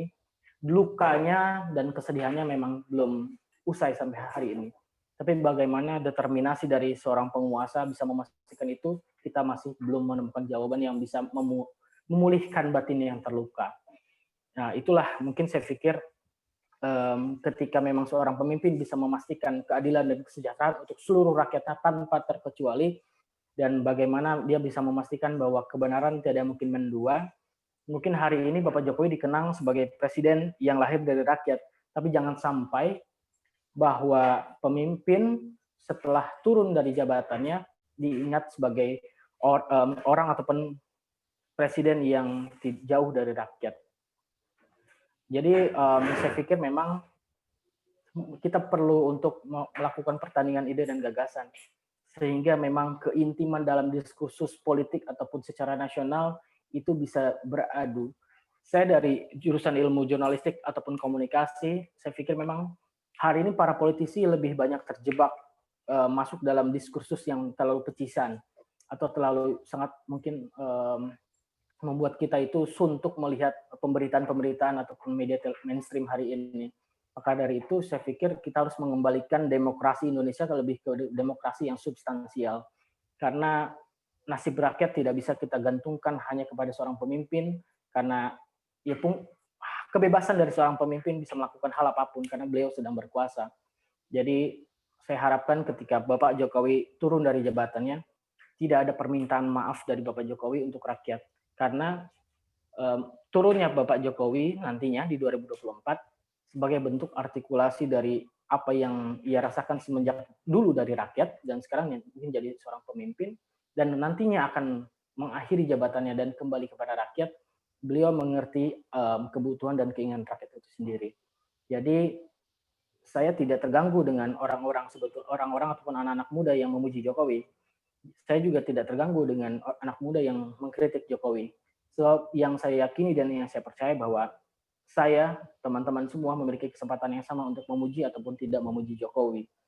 Dan saya pikir kita memiliki kebebasan yang sama untuk bagaimana mengekspresikan apa yang ingin kita katakan. Indahnya kata-kata, saya pikir ketika kata-kata itu bisa tersampaikan kepada orang yang ingin kita tuju. Demikian kisahnya berakhir di tengah-tengah manusia. Saya ucapkan terima kasih kepada seluruh narasumber juga yang sudah bersama-sama untuk memastikan bahwa Joko Widodo mungkin layak untuk dipuji dan mungkin layak untuk tidak dipuji, itu dikembalikan kepada seluruhnya, bahwa kita memiliki kebebasan yang sama untuk mengatakan ya ataupun tidak kepada Bapak Joko Widodo. Mungkin demikian. Ini sebagai penutup, saya ingin mengatakan bahwa kepemimpinan dari hati itu sangat dibutuhkan oleh Bapak Joko Widodo dan Kiai Ma'ruf Amin. Jadi hari ini mari kita ketuk pintu hati Bapak Jokowi dan Ma'ruf Amin untuk memastikan bahwa apa yang dirasakan dalam batinnya bisa terwujud dan tercermin dari apa yang dirasakan oleh rakyat Indonesia. Jangan sampai Jokowi dan Kiai Ma'ruf Amin hanya menginginkan dalam hati saja, Indonesia itu harus adil, Indonesia itu harus sejahtera. Tapi itu harus diwujudkan dalam bentuk nyata bahwa rakyat itu kita pastikan untuk adil. Karena manfaat adanya pemimpin itu adalah bagaimana dia bisa memastikan adanya kesejahteraan dan adanya keadilan bagi seluruh rakyatnya. Mungkin demikian. Terima kasih. Wassalamualaikum warahmatullahi wabarakatuh. Waalaikumsalam warahmatullahi wabarakatuh. Waalaikumsalam warahmatullahi wabarakatuh. Terima kasih kepada para penulis, terima kasih telah merdeka dalam kata-kata, dan terima kasih telah memuji Jokowi.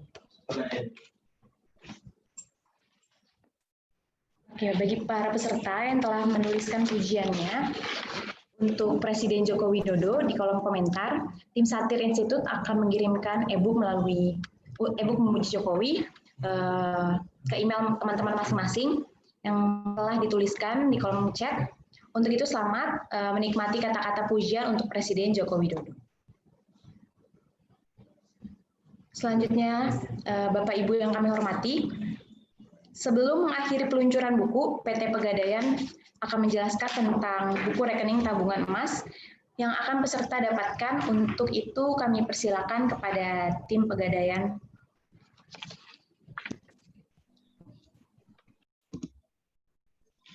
Baik, suara saya terdengar, Mbak?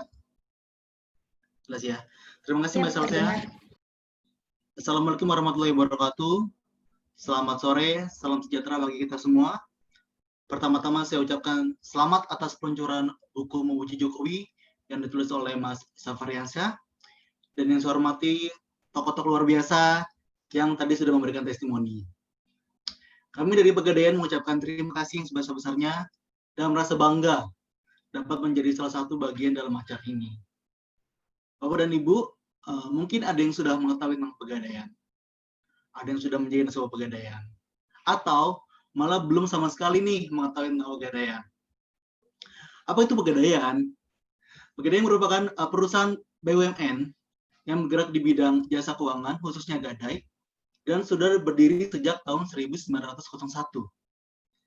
Nah, mindset masyarakat tentang Pegadaian pada umumnya hanya sebatas gadai. Namun, saat ini Pegadaian telah bertransformasi. Tidak hanya masyarakat yang membutuhkan dana saja yang dapat ke Pegadaian, tetapi masyarakat yang kelebihan dana dan ingin berinvestasi emas dapat menabung di tabungan emas Pegadaian. Kenapa sih Pegadaian memilih instrumen investasi dalam bentuk emas? Karena emas adalah instrumen investasi yang harganya terus naik. Nah, untuk info aja nih, harga emas sekarang emas batangan 1 gramnya sudah mencapai Rp1.050.000. Mungkin kalau kita belum sudah lama tidak update harga emas, sudah jauh ketinggalan harga emas yang sekarang, sudah sampai 1 jutaan. Yang kedua, keuntungan emas adalah emas itu tahan terhadap inflasi.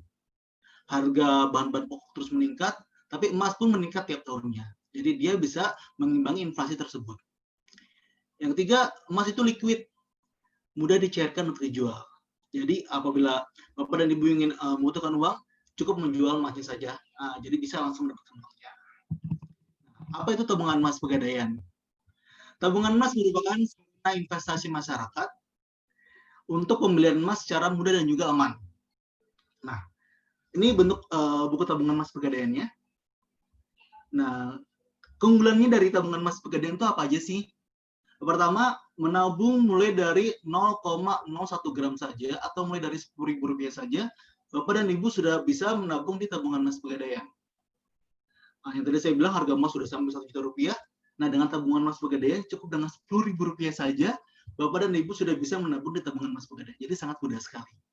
Lalu yang kedua, dapat menabung dan jual emas kapan saja dan di mana saja. Bapak dan Ibu, buku tabungan emas ini di mana saja. Di Pegadaian mana saja seluruh Indonesia. Jadi bisa nabungnya kapan saja, tidak ada ikatan dari Pegadaian dengan juga Bapak dan Ibu. Jadi Bapak dan Ibu tidak perlu merasa bertanggung jawab harus menabung setiap hari atau sebulan sekali, itu tidak perlu. Tabungan emas ini adalah tabungan yang suka-suka, bisa nabungnya kapan saja dan di mana saja. Pegadaian telah meluncurkan aplikasi yang bernama Pegadaian Digital Service. Di sana Bapak dan Ibu bisa mengecek harga emasnya, bisa menabung melalui handphone, dan juga menjual saldo emasnya melalui handphone saja dengan aplikasi Pegadaian Digital Service. Yang ketiga, keuntungan dari tabungan emas ini adalah kenaikan harga emas itu tersebut. Yang kita tahu harga emas cenderung naik, jadi sehingga uang yang telah kita tabungkan dalam bentuk tabungan emas dalam berupa gram emas tersebut, ketika harga emasnya naik, kita pun mendapatkan keuntungan dari kenaikan harga tersebut. Lalu biaya administrasi dari tabungan emas ini cukup terjangkau. Yang biasanya Bapak dan Ibu apabila nabung di rekening di bank, administrasi setiap bulan sekali, dari mulai ada yang Rp5.000, Rp10.000, ada yang Rp15.000 per bulan. Kalau di Pegadaian, hanya Rp30.000 saja, tapi 1 tahun. Jadi kalau kita bagi dalam 12 bulan, hanya Rp2.500 saja biaya administrasinya. Yang terakhir, dapat dicairkan dalam bentuk uang tunai, atau bisa juga dicetak dalam bentuk emas batangan. Jadi saldo uang yang telah Bapak Ibu tabungkan dalam bentuk tabungan emas, kita konversikan ke dalam gram emas. Lalu apabila Bapak dan Ibu ingin menjual saldonya bisa di Pegadaian, nanti akan mendapatkan uang tunai. Itu kita sebut dengan buy back emasnya. Nah, syaratnya apa aja nih untuk pembukaan tabungan emas Pegadaian? nasabah cukup datang ke Pegadaian membawa KTP dan juga uang minimal sebesar Rp50.000 untuk pembukaan awal dan juga biaya administrasi. Nah, karena kami Pegadaian Moarta Gading kerjasama dengan Satir Institute, kami memberikan promosi gratis pembukaan tabungan emas bagi peserta yang telah mendaftar. Seperti itu. Dan juga tambahan kita berikan free administrasi selama 1 tahun. Yang tadi saya bilang ada administrasinya, kita berikan gratis administrasi selama 1 tahun kepada Bapak Ibu telah mendaftar. Nah, nanti untuk teknisnya, bukan tabungan emas ini dapat Bapak dan Ibu ambil di Pegadaian cabang Moarta Gading. Seperti itu. Jadi, yuk kita mulai investasi di tabungan emas Pegadaian mulai dari sekarang. Mungkin demikian informasi yang ada saya sampaikan, Pak Salsyah. Lebih kurangnya saya mohon maaf. Terima kasih. Wassalamualaikum warahmatullahi wabarakatuh. Waalaikumsalam warahmatullahi wabarakatuh. Terima kasih kepada pihak Pegadaian yang telah menjelaskan. Selanjutnya ini kita akan menampilkan video perjalanan peluncuran buku Memuji Jokowi secara resmi.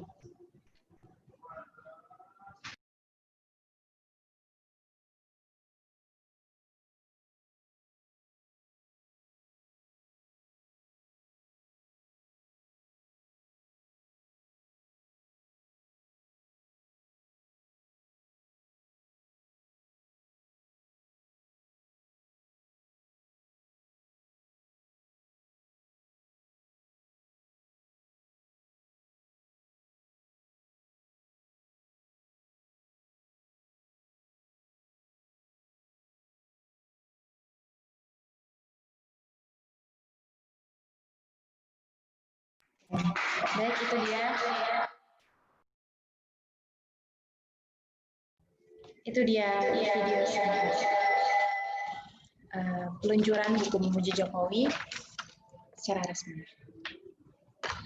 Terima kasih kepada para narasumber yang telah meluangkan waktu dan pikirannya untuk bahu-membahu dan mempersembahkan pujian terbaiknya kepada Bapak Presiden Jokowi. Suatu kehormatan bagi kami, kata demi kata yang telah terucap dari bapak-bapak semua tertanam sebagai catatan sejarah tentang kekuasaan. Kami mengucapkan terima kasih juga kepada para peserta yang telah berpartisipasi dalam peluncuran buku Memuji Jokowi ini. Kami segenap tim Satir Institute mengucapkan permohonan maaf jika tidak maksimal dalam peluncuran buku ini. Selanjutnya, kami dari tim Satir akan hadir di 3 kota di Lampung, Palembang, dan Bangka Belitung. Sampai berjumpa on stage Memuji Jokowi on location di Lampung, Palembang, dan Bangka Belitung. Untuk menutup pada hari ini, saya akan memberikan sebuah pantun. Para pejabat sedang berkompromi menanggapi keresahan mahasiswa dan mahasiswi. Terima kasih telah membantu kami untuk bersama-sama memuji Jokowi. Kami pamit undur diri. Wabillahi taufiq wal hidayah. Wassalamualaikum warahmatullahi wabarakatuh.